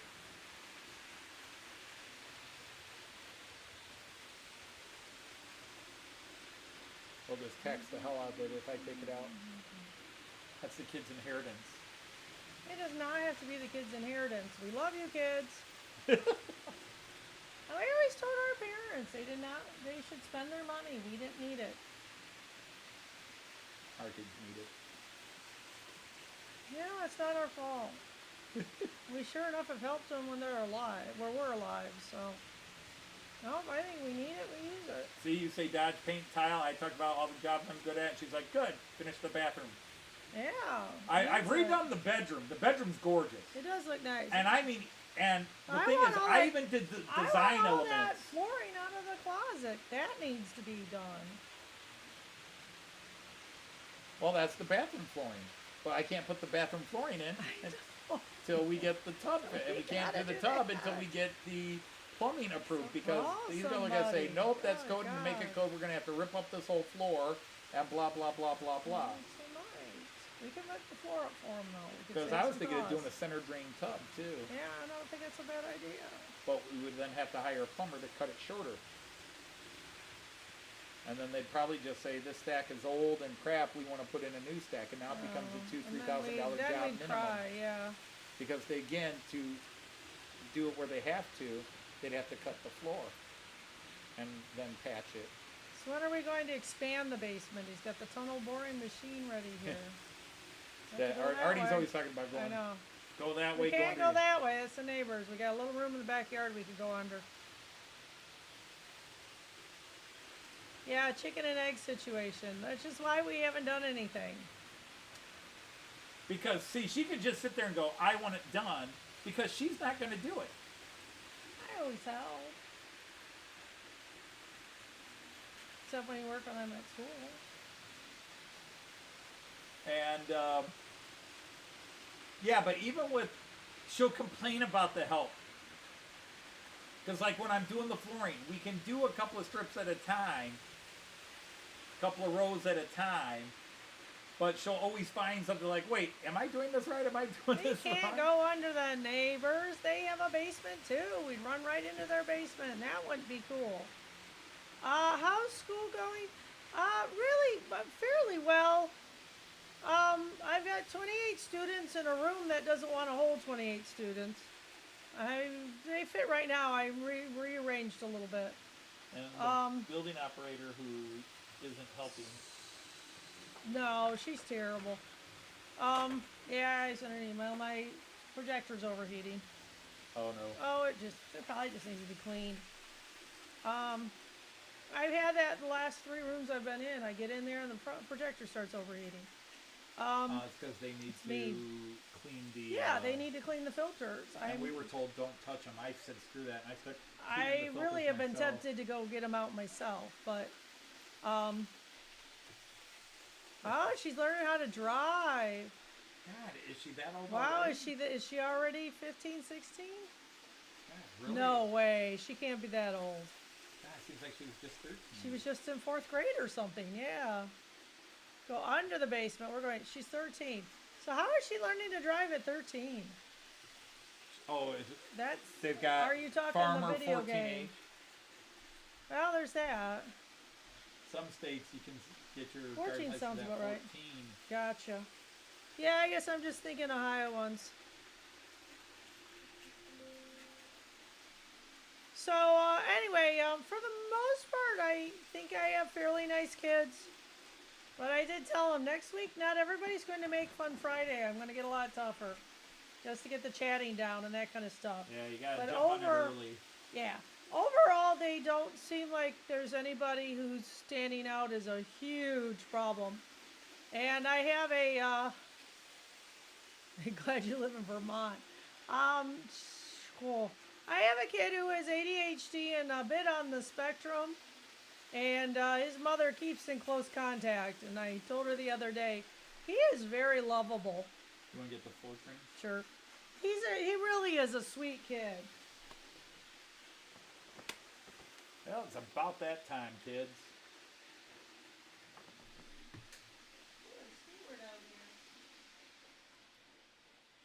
Except I just did a boo-boo. So, anyway, and I pretty much have won him over, I think. So, then you get it tough. So, it's just that far. Hang on a second. She's not driving real far. Wow. 613. Wow. Yeah, in Ohio, you can get your temporary license at like 15 and a half. But you can't get your regular license until you're 16. I accidentally shut that one down. Oh, gotcha. All right, so anyhow, ladies and gentlemen, it's a little past that time, actually, but Yeah. we've come to the end of another Friday show. We have?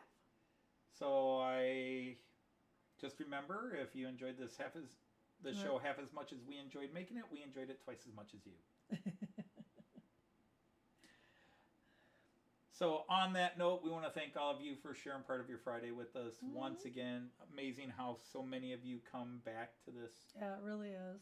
little place and share your time with us. But we do appreciate it. And to those who watch and replay, thank you for that. Appreciate you coming back and watching, yeah. And so until we see you again on somebody's live stream or my own a week from today, we are going to say